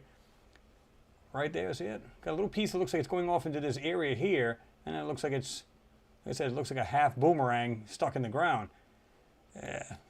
This piece right here. See this white right there in the middle of the screen? That is an actual object. This is being covered up. They make mistakes. It doesn't completely show, but I mean, the way they're making it look, it's like it doesn't completely, it's like the AI doesn't completely cover up everything. And this is where you see these little pieces sticking out. And then most of it's, I mean, it's funny because you'll see these super jagged rocks and then all of a sudden they're super smooth. It's like, wait a minute, was it in a lake bed? Then it'd be smooth over a course of time, right? It wouldn't make sense. But on the other side of the token, it's like, you know, then you got these super jagged rocks. Which one is it? Here in the back, way in the back here again. Look at this. Almost looks like this is an overhang. You can literally see the shadow right here. I'll put it right here in the middle. Right there, you can see the shadow. This piece right here appears to be an overhang. You can literally see the shadow to it. Some interesting features. Back here, look at all of this right here. There's too many angles, right angles, straight edges for this to be absolutely natural. There's no way. Look at this. You can see small pieces, nice smooth piece right here. Right there, that's pretty cool. Right there, that's pretty cool. Got another white piece, almost like a 90-degree angle right there. Yeah, look at all of this in here, folks. Come on. This is absolutely a debris field of some sort, or it's just parts of structures and they're making it look like that, right? Well, they don't want you to know they're making it look like that, but you get the idea.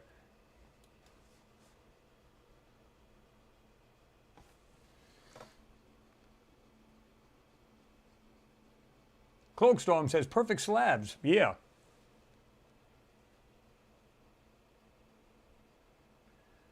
Steve Garnham, he said, sending a text to your mistress, Chris. Shh, don't say nothing, Steve. What's wrong with you? Come on, man. I thought I paid you to keep your mouth shut. Damn. Now the cat's out of the bag. Wife's going to kill me. Honey, put the gun away. I'm sorry. Oh, just kidding, guys.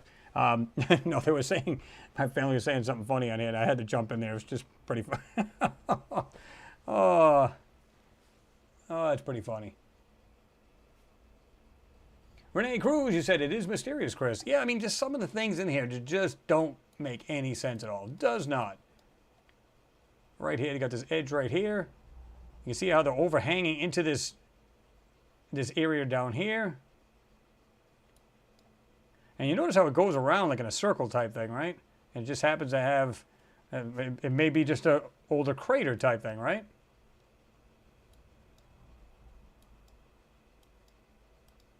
Oops. Right there, check that out. It's just the way it's nice and straight across. It goes over to here. And then, of course, we don't really see the other inside of the edge of this, but we can see it right there, right? Look right here. You can almost see like almost like a platform type there, right here. See a very straight edge, very, very light right there. Another one going like this here. And then you can see this edge. And it looks like there's something else right there. Check that out. I don't know, folks. There's no way this is all natural. I'm willing to bet that it isn't.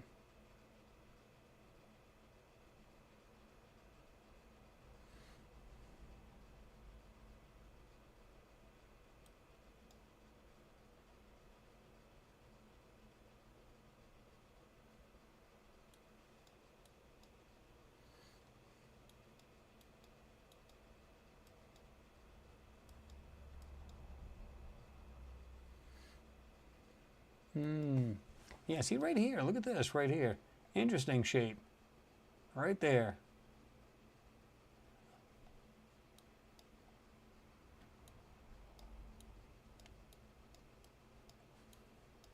Even, I'm just looking at this right here. I showed you earlier. This area right here. But when you look way back in here, look at all the little shapes down here.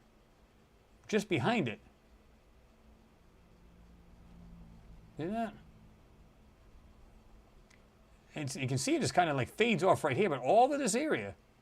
Nah. I don't know, folks. What do you think about that?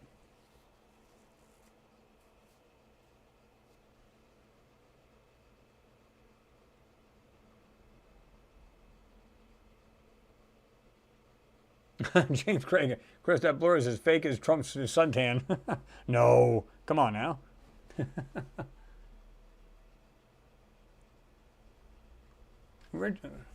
Richard Bond, what's going on?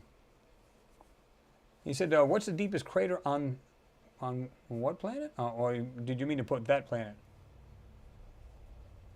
And truthfully, I wouldn't know. I mean, I obviously have to look it up. But off the top of my head, I wouldn't know that.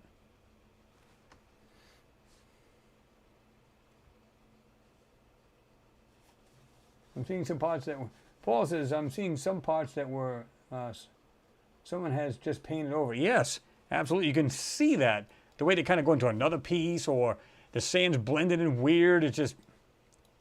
I don't know. These straight pieces right here.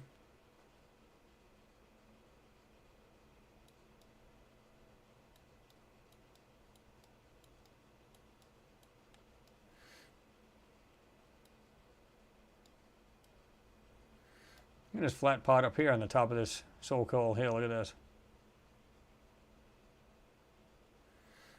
That's pretty interesting. Like I said, you got all this chaos. You just got these rocks, and it's supposed to be all natural. And then you got a nice smooth top. It's like, what? That's what I always got a kick out of. It's almost, look at the shape of this object right here. Almost like almost a full rectangle. It just looks like we can. It doesn't look like we can see the left side of that right there. See that? I see what looks like twisted stuff, twisted metal.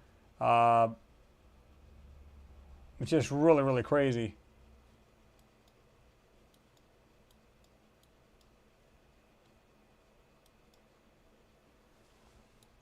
Oh yeah.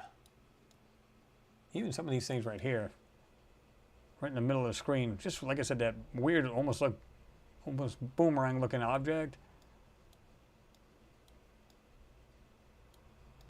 This platform right here, it's nice and flat right there. You can see like an edge right there to it. And then of course you've got all of this area right here. And if you look really carefully, almost looks like you can see like parts of something laying on the ground. But this alone tells me look how flat that is. Keep in mind, we're looking at nothing but a bunch of rocks here, just strewn around. It looks like we got a wall back here. And then all of a sudden, nice flat piece. Look at right there. Put it right in the middle of the screen. Nice and completely flat. And then you got all this junk all over it. Come on. We're talking about like literally rocks and stones everywhere. And then this nice flat piece. Come on. I love it.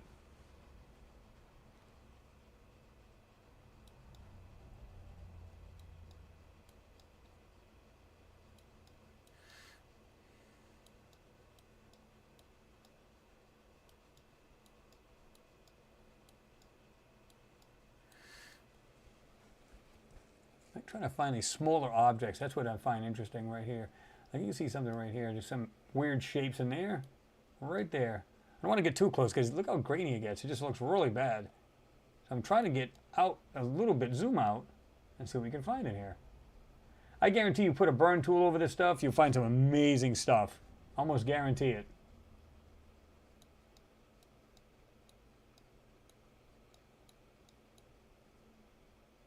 And you can see that this is the MSL, like I said, 1298 M34. Really, really cool.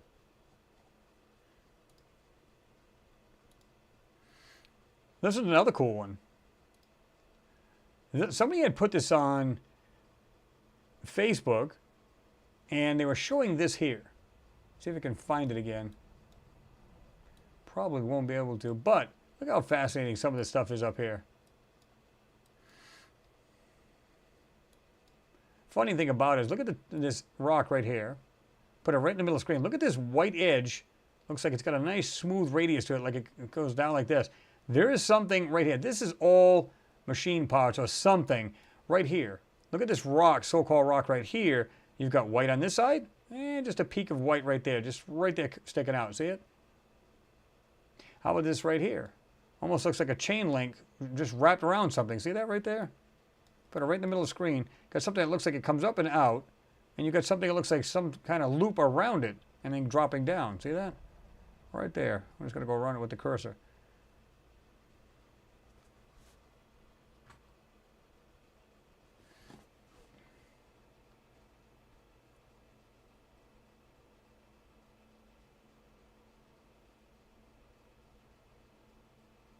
Hi, Harvey, what's going on?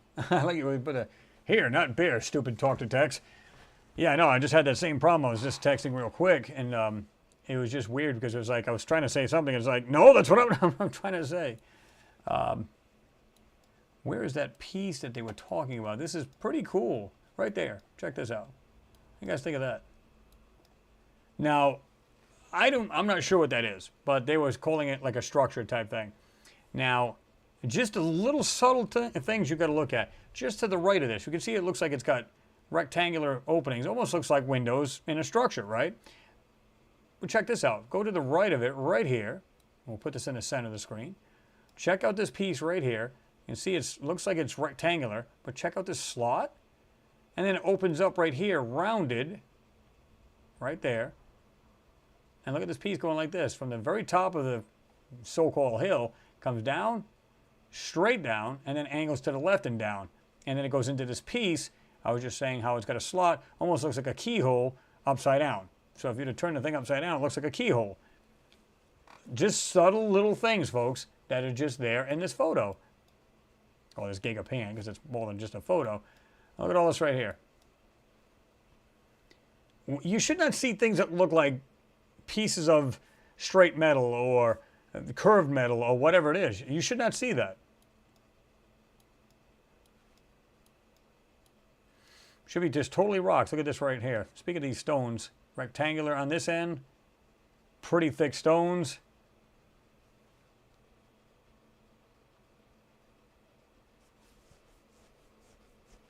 Josh D said, looks like a Maya observatorium.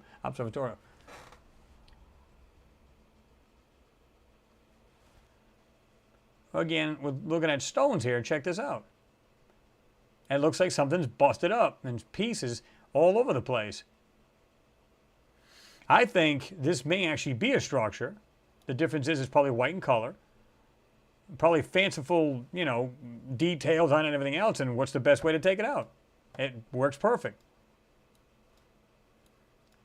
Again, this rounded piece right here, you can see it right here, this white and different color, going like this and coming down, and it stops, and then of course you've got this mesh right here they put on it. Look at this rock right here. Look at the details on that thing. What is that?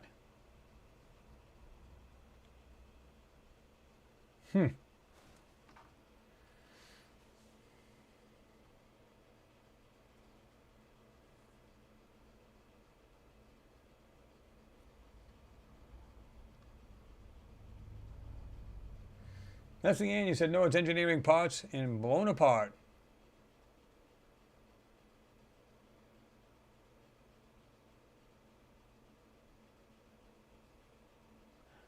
Richard Button said the best find, if possible, on Mars would be a diamond. Because a diamond is a stone, and if there's diamonds, there's life.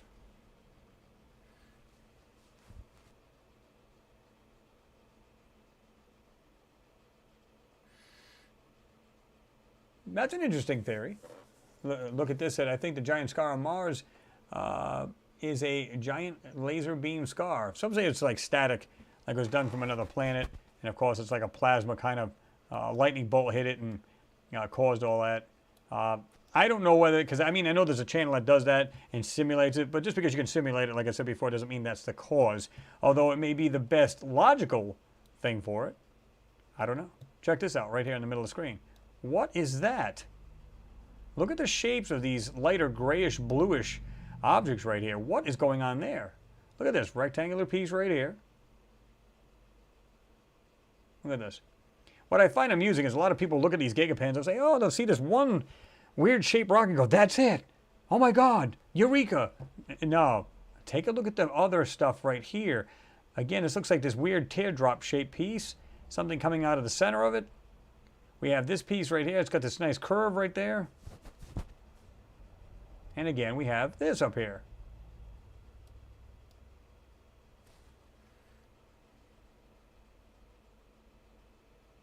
Mick's in there. Mr. Mick Gustafsson, or Gustafs's son, yeah. I didn't know he was in there. Is he taking off? Gotta go. Have a great weekend, everyone. Take care and stay safe. Well, I'm glad you're in there. I didn't even know you were in there. It's probably because when we were looking at this and you jumped right in there, but I appreciate you being there, Mick. Have a good one there, right?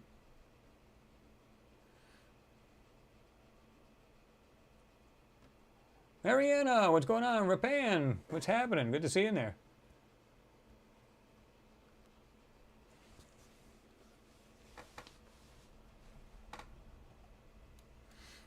Yeah, all you got to do is just really take a slow look at these things and just have a look, man. It's just crazy the amount of stuff you can see in these so-called rocks. And a lot of them are not rocks. They're just being dressed to look that way. Now, is there any stones or rocks here? I'm sure there are. I'm sure there's tons of it. But I think whatever's here, and again, I believe this is a fake sky up here. There's probably stuff standing up right here and it's just been collapsed and you're not seeing the rest of it. Just so happens every edge of this got these weird, funky rocks around here. Look at this. I love this rock more than anything. This one's pretty funny. See that? What is that? And you'll notice some of the way these things look, like right here. Check this out. Come on. It looked like they blurred this part out. That looks like almost like a structure, a part of. And I'm going to show you something as we go to the left right here. Check this out. What is going on here? Look at this whole photo from left to right. What is going on there, folks?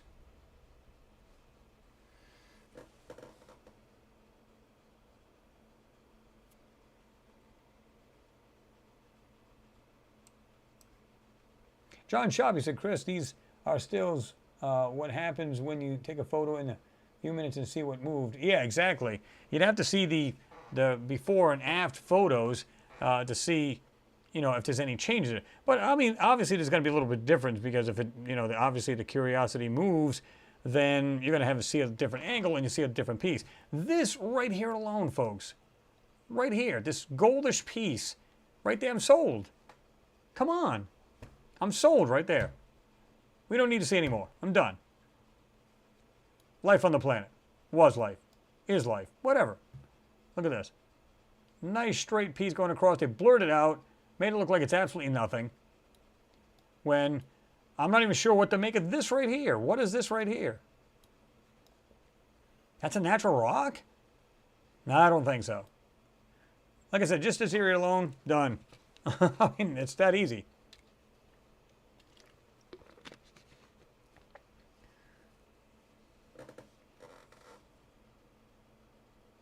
Marina, you said some fortress blown apart, basically. Yeah.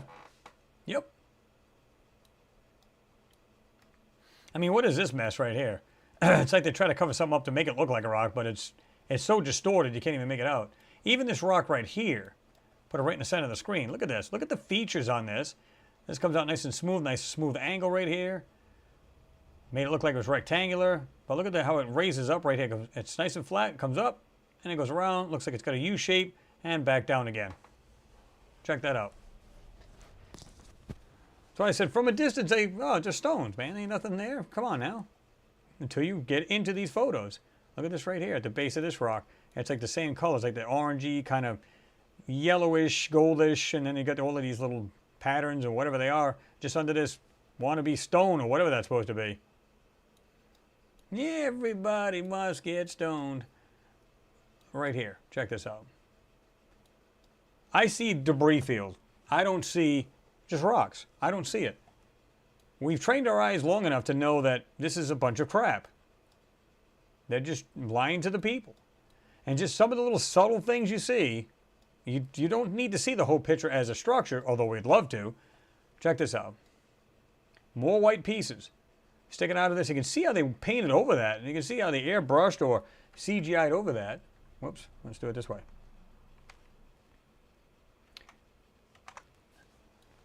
Right there. Look how they went through this, but you can see the white piece right there.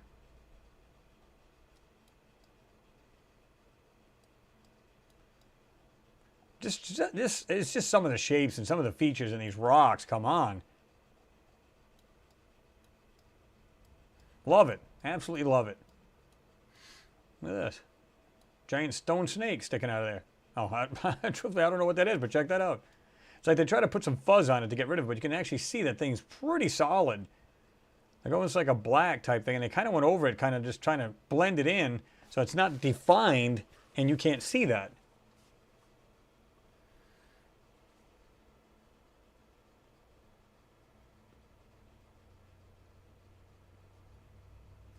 Pat Owen says the rocks didn't just fall. Now,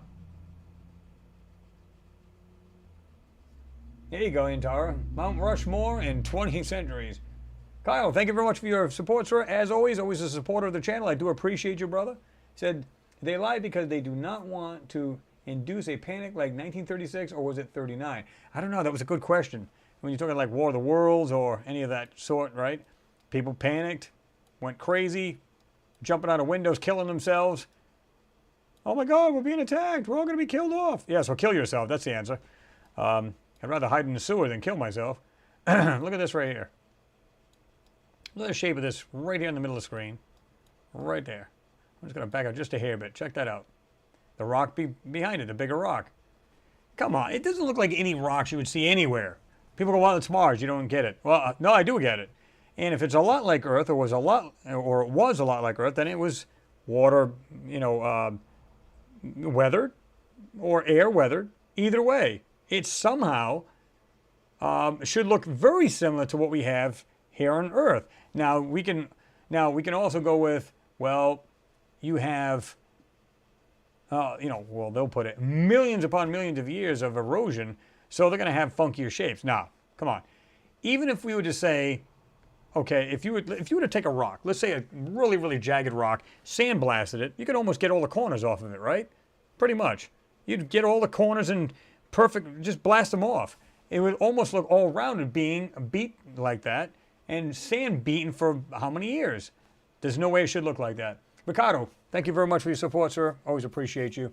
Who can teach me the remote viewing? Because I want to go there, get a first-hand look, and tell you all what I see. I thought about that too. That would be amazing if we could do that, right? That would be actually pretty cool.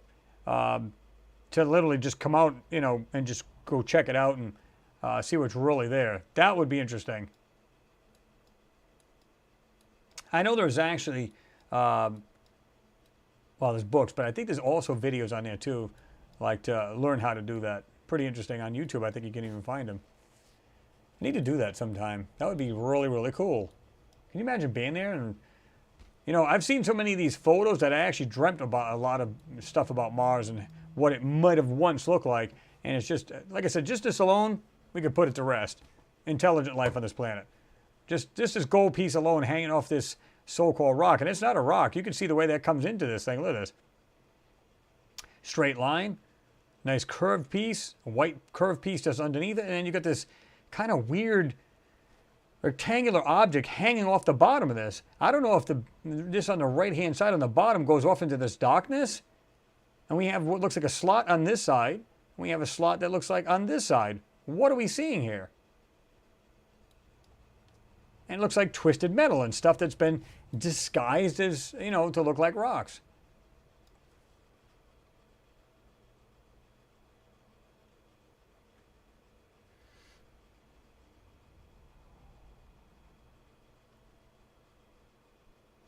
Arena says broken bricks. Well, that doesn't surprise me either.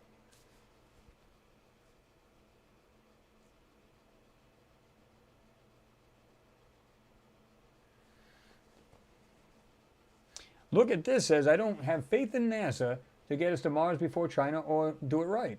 But with Elon, I do have total confidence in him to get us there first and have the first colony in space too. Well, yeah, I mean, they're banking on him now.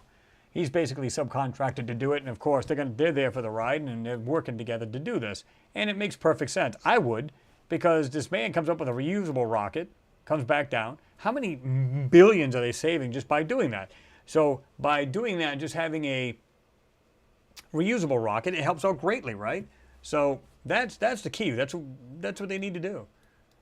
And they're making a lot more of these too. So much more powerful rockets. They're doing this big time. So and it's going to help greatly, especially with expenses to go there.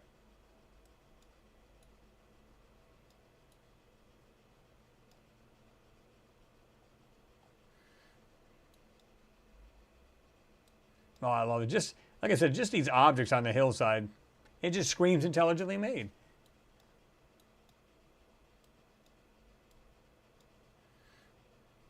Some of these blocks look like they've been broken off from bigger blocks. There's just a lot of stuff that's ornate in these photos. It's just crazy just when you look at, again, just take a deep look. Hey, look, hieroglyphs. What does that say? We killed ourselves. Okay, there you go. There's the answer, guys. We're done. All right. Oh, just kidding. But, God, I hope they didn't. But it would not surprise me. Look at this mess up here. What is that? Notice how you get this nice straight line going here? Goes off, almost looks like a little miniature L type thing. But you can see it has a top, goes across, has this 90-degree corner, drops all the way down, 90-degree corner goes over here, and then whatever that is beyond me.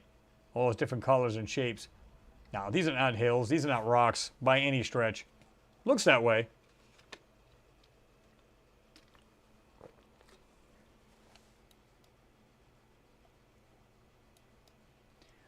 Like I said, if you just glance at these things, absolutely looks like just rocks and hills, nothing more.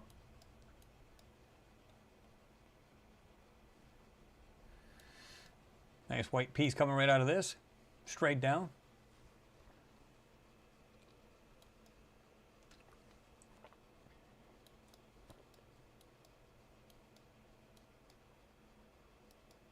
If you guys haven't hit the thumbs up, please do so. I do appreciate you guys, and it helps YouTube get these things out, get these videos out, and Hangouts and all that other good stuff, right? You can tell there's something here, but they put this brown crap all over this. Look at the white and the gold underneath this. You can see 90-degree angles in here. Gosh, I love it. It just happens to be in the shade. But you can see that right there. There's actually a gold piece right here, but they got this stuff that's just draping over it, kind of the texture over it.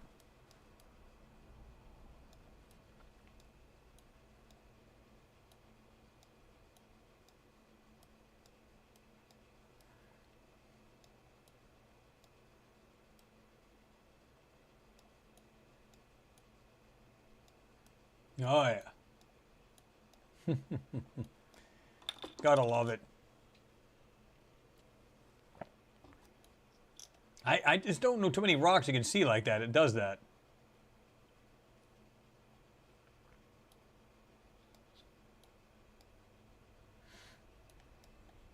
And this right here, you got almost a circle in there. Excuse me. And you've got what looks like a square 90-degree angle right there.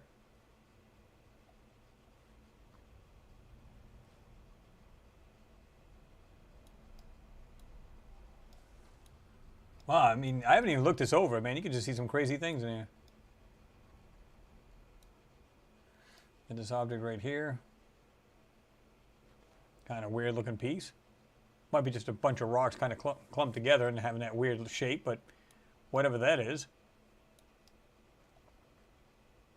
You can see like this white piece right here going from this textured area straight into the back, and then all of a sudden there's just a square here. Oh my God. I love to be able to go to court and challenge these guys. Show them my best stuff. Say, please explain this. And have, you know, anybody that they have to answer to, say, yeah, you know, and then have them say, okay, we'd love your answer to this because we'd really like to see this. Well, they're just seeing things. It's just pareidolia. Oh, okay. Okay. Really now? Because then the people are going to be like, well, then I must have it bad because I'm seeing it too, so explain yourself. This almost looks like a piece of metal. It's rusted out. You can see like holes in this thing. right there. You can see, but look at the shape of this going like this, coming back down, going across like this, nice stretch, smooth edge.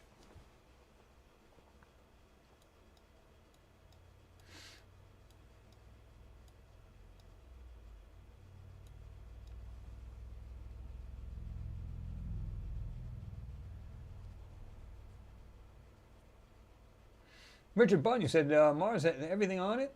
We are only shown so much at a time. Unfortunately, you're right. I wish it was more than that.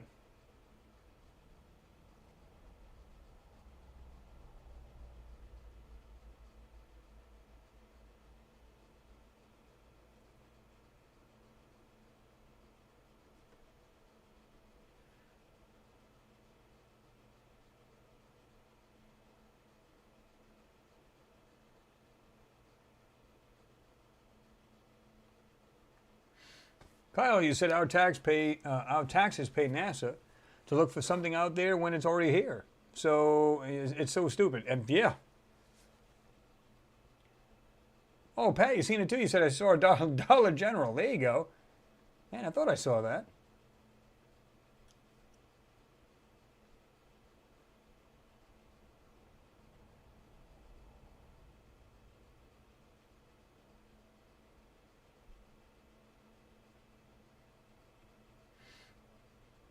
Steve, you said I'm only seeing 64 in the chat. That's about half of normal amount. No, we got like 120 here. Maybe a hair bit less than that. It just varies, you know.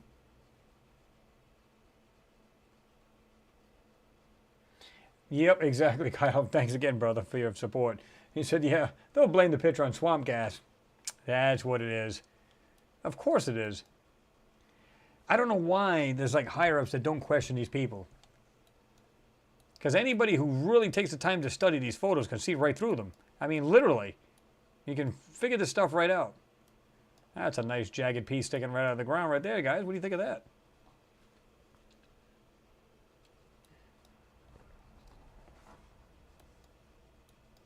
Yeah, that's where Jason left his knife. Okay. That's where it went. Gotta have fun with these things, guys. It's serious, which is cool, and the things that you can find, but it's also amusing the way that they think these people are just dumber than dirt, and they're clearly not.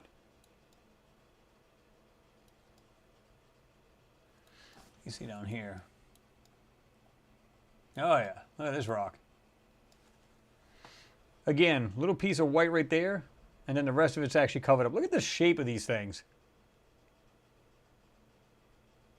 You can see the way they did this right underneath here. Look at this. It's a straight piece, but then look at how they kind of just used a texture, airbrushed it in, or whatever that thing does, whether it's AI, whatever it may be.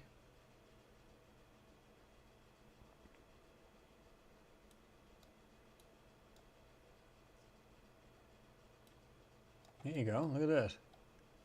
Almost round piece right there. Look at that. Got some funky features on there too.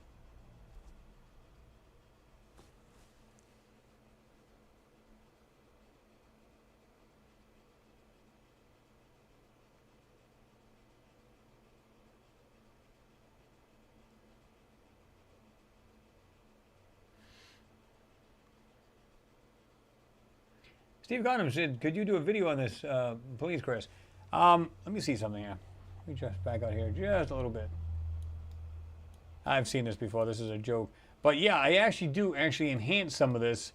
I've enhanced some of it. I'll have to get into this more and more. I said, maybe rip one of these things out and do a video on it. I mean, I'm just looking at some of these rocks. Okay, they look like rocks, but then you see these weird objects sticking out of them. I mean, how does that work? It just doesn't make sense. Now, I've always said maybe it's possible that some of this stuff is encrusted, which could make sense, right? Over a course of, even if it was 50 or 100 years, it's bound to be like you get dampness, you get wind, you get dampness, you get flying around dust, and at some point it has to get like maybe stuck to it somehow. I don't know.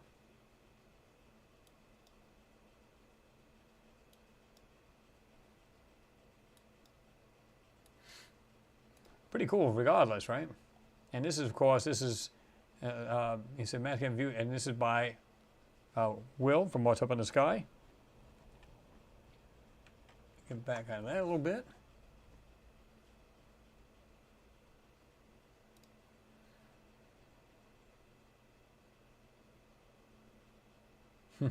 SpaceX Inc.'s first deal to provide Starlink internet service on planes. Interesting. Interesting, because you could literally link to it, because they're constantly, you've seen it right there on the Leo Labs, how it's literally just, look at this one here. That's a Space B 12. All these links flying around. It's kind of like Starlink, kind of the same way. And like I said, if you're flying in a plane and you got these things going above, you'll have internet. And as long as there's enough of them, you'll always stay. It's kind of like your cell phone. It'll jump from link to link to link, right?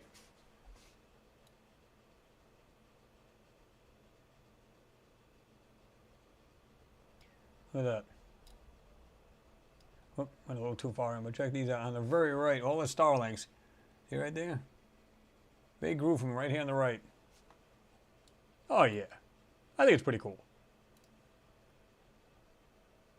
There you go. Best telescope for beginners. Top budget-friendly picks for views of planets, galaxies, and more. Actually, India to launch OneWeb internet satellites this year, helping replace Russian-built Soyuz rockets.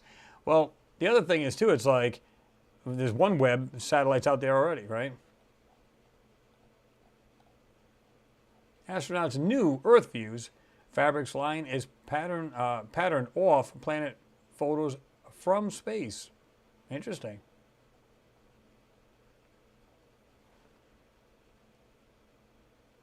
Remember this? On this day in space, April 22, 2010, X-37B spaceplane launches on first top secret mission. Now, it seemed to me this thing was up there for 3 months at one point. And they even said it was top secret. Nobody could find out what the hell it was even doing. It's pretty interesting, too. James Webb Space Telescope mission live updates. That was only just yesterday. It was sad to see this mass grave near besieged Ukrainian city, which is really, really just wild. It's sad as hell. But you can see him right there. I can just bring it up. See that right there? Well, all I can say is I just hope he doesn't get away with it. That's just insane.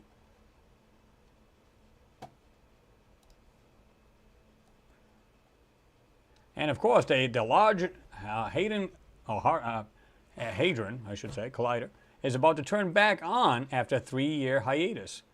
If you guys ever seen the movie The Mist, yeah, that's probably what they'll end up doing, opening up another dimension. We'll see all kinds of weird stuff come out of this thing.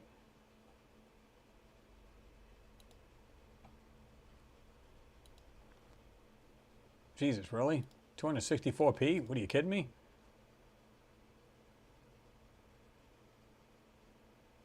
Look at the size of this collider, too. It's absolutely insane to see something that big.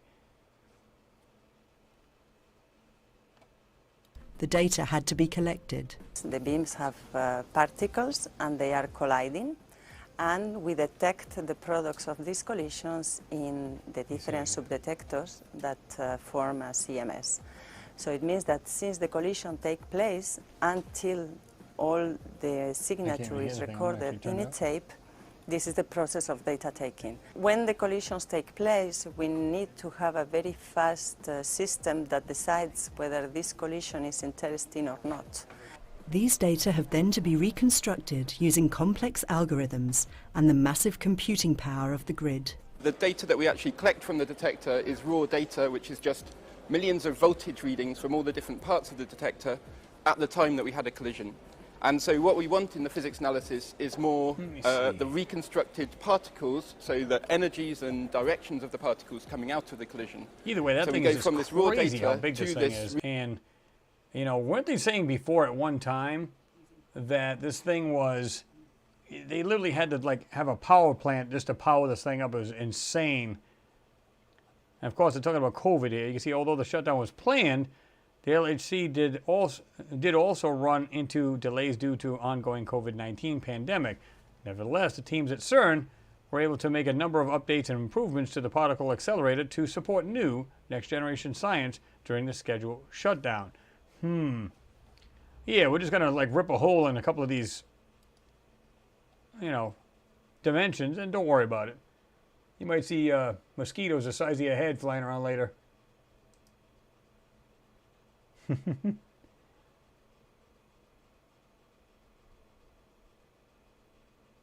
Yeah, Renee, you said, I've read that this thing can create a black hole. Yes, absolutely can.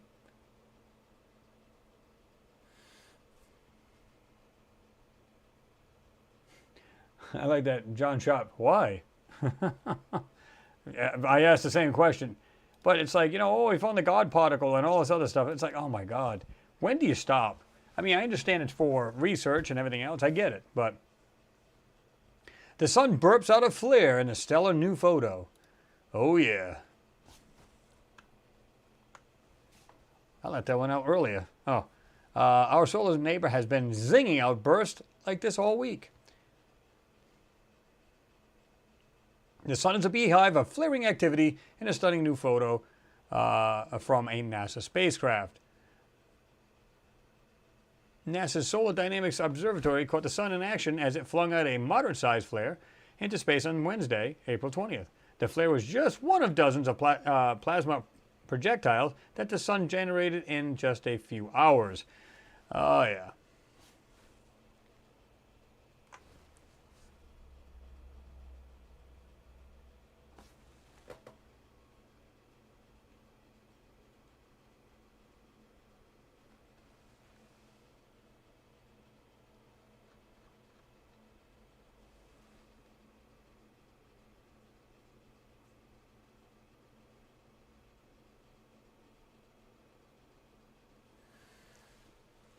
Real coffee. Wow. Are you really, Kyle? You said I'm in the middle of moving to Florida, so I'll be in and out on Fridays sometimes. Huh. Ohio just ain't cutting it for you? I don't blame you. I really don't. My plan is to move down there as well. So, I get you. I definitely want out of there. Alrighty then.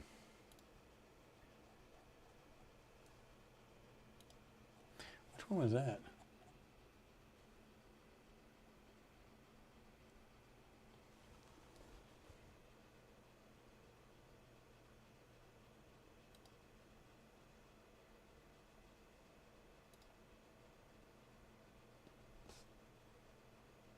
Almost looks like the same setup on the InSight lander. Same solar panels and everything. They would literally open up. Like almost like a Chinese fan, you know, like you go like that and just comes right out. It pretty much opens up like that. Solar panels. Pretty cool.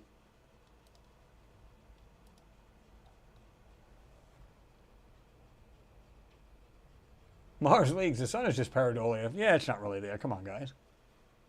Can't believe you guys thought that was real. Oh, okay. Tallahassee, Florida. Nice. We're planning to leave Southern Kentucky and go to Tennessee. Tired of this place. Yeah, isn't it amazing how a lot of people are starting to do that now? They're literally jumping off out of these areas. It's funny because this is where it gets really ridiculous. They were saying that, like where I live, they're saying, well, a lot of people are leaving West Virginia. Yeah, because there's really no jobs. I mean, there are, but, well, there's jobs if you want to work, but the problem is they're low paying. Cost of living is lower. So it kind of equals out, right? Funny thing about it is, it's like, what they'll do is they'll say, well, because more and more people leaving, we're going to go ahead and increase your water bill and all your utilities because we need to offset the people leaving. Well, wait a minute. Why should I pay the price if I'm still here? Why should I pay the price? It makes no darn sense. Makes none whatsoever. But that's all right. We'll take it out of the people that are still here. So further try to get them out of the state too. That makes sense.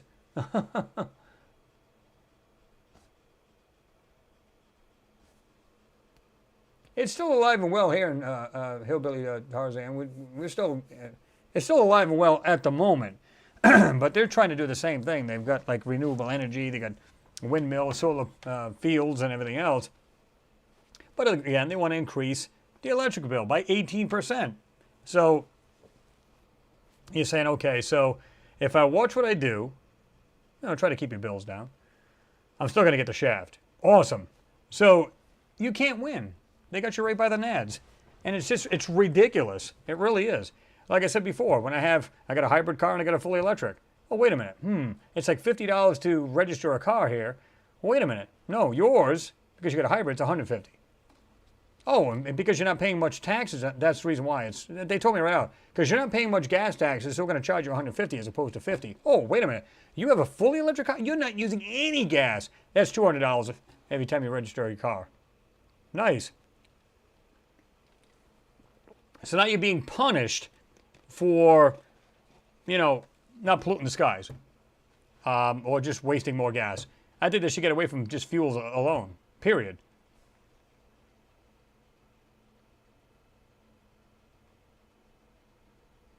Kyle, you said exactly, Chris. It should be the other way around. You shouldn't pay more because people are leaving. They should pay you less so you stay. Well, and that's my whole point.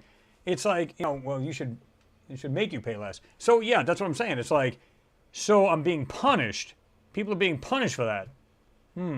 So, yeah, further kick out will make people want to move. That makes sense. Yeah. So the people who are here and enjoy living here, they're just going to get the shaft. Yeah, sure. Sounds like a sound plan to me. It just doesn't make sense, man. So, and I said, my argument is when it comes to the cars, it's like this is a Mitsubishi, what is that thing? One of those subcompact cars. It's like a 3-cylinder.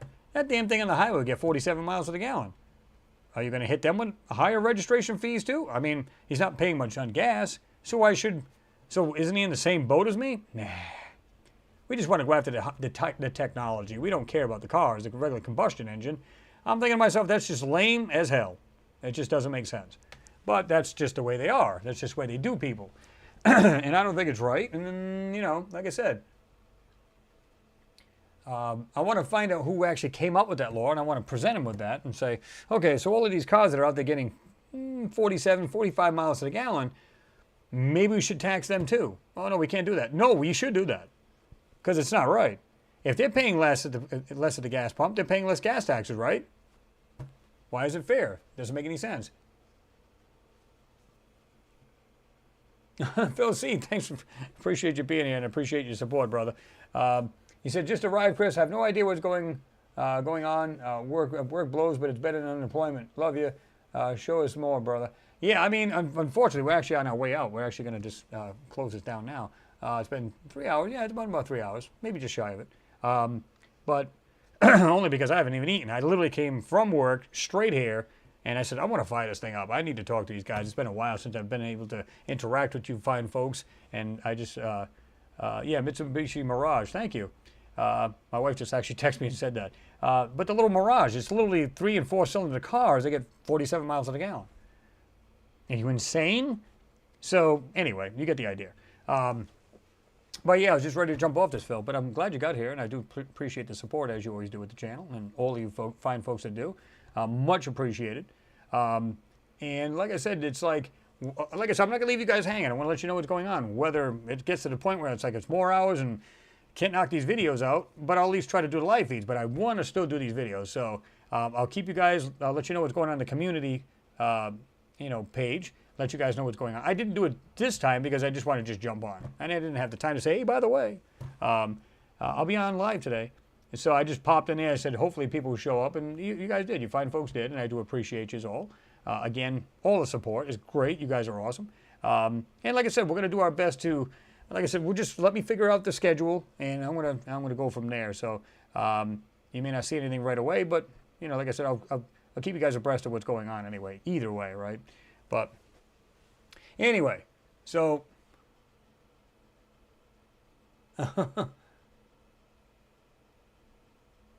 Ian, just yeah. Well, it wasn't too bad, Kyle. You can always go back to it if you want to. But yeah, it's like I said, I literally got out of work and got straight on here, and I still got on there. I think it was like, 10 past, maybe 12, 15 past, whatever it was. I said, I'm going to fire this thing up. Like I said, what's worse is that this one here, this computer's great, but it's just slower than this gaming computer. So probably should get a better computer. Works great, no issues, no problems whatsoever with it. But it's just not quite as fast. So I just assume just get something a little bit better so we can just right on. But I'm going to let all you fine folks go. I do appreciate you guys jumping in because you didn't even know I was going to be in there. So again, a big thank you to you all. And like I said, I'm going to keep everybody knowing what's going on, you know.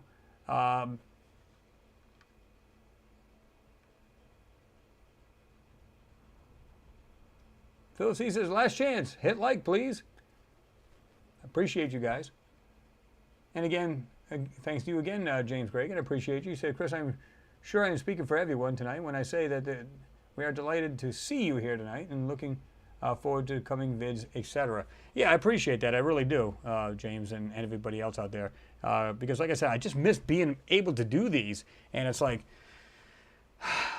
I'm going to be honest with you guys, I literally got so pissed off yesterday because I was trying to get one of these guys here, and they said, yeah, you can have him. It's going to be great. We're going to have So I was like, yes, I have a great workforce. And then finally, the guy was pulling some shifty shit there at the other job, or the other store. I said, I'm out. I'm giving you my 2 weeks. I'm out of here. If you're not going to work with me, I'm out. I just don't need the aggravation. I'm not going to play games with anybody. I don't want to be played with. It's as simple as that.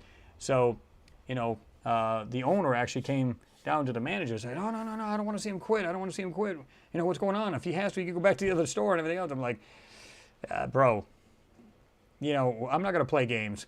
So when I do talk to him, he's a great guy. The owner's actually a really good guy. It's the bonehead that's over in the other place, the other manager. He's one of those guys that walk around, yeah, look what I accomplished, pulling on his pants like he's Joe Cool and puffing up his chest and everything. Oh, please. I dealt with people like you all the time.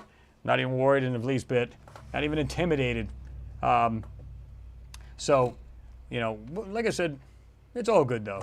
We got other people we can hire, so we're good. But, all right, let me get this down here.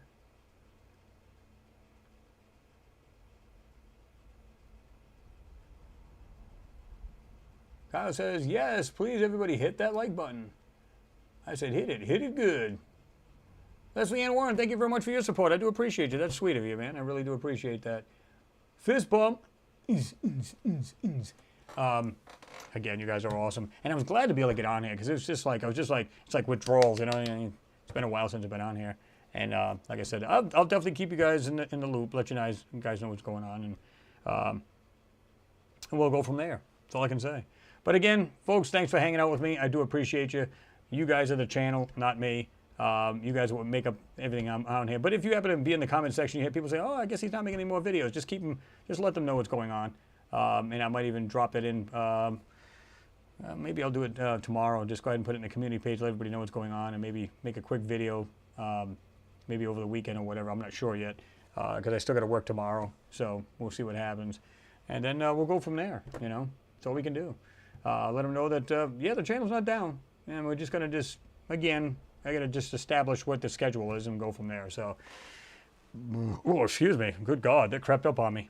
Anyway, I'm going to let all you fine folks, and plus tax, I'm going to let all you fine folks go. And I'm going to jump on off this and get a bite to eat before I fall down, which is not good. That won't look good here on the camera. So, let you guys rock and roll. All you ladies, thank you for being here as well. Much appreciated to you all. Love you all. And that's from the heart. I really mean that. And we'll talk to you guys soon. So, what time is it now? We'll wait until about 15 past the hour, and then we'll just we'll shut her down. Anyway, guys, peace. Have yourself a great weekend. Good seeing you. Love yous all. We'll talk soon.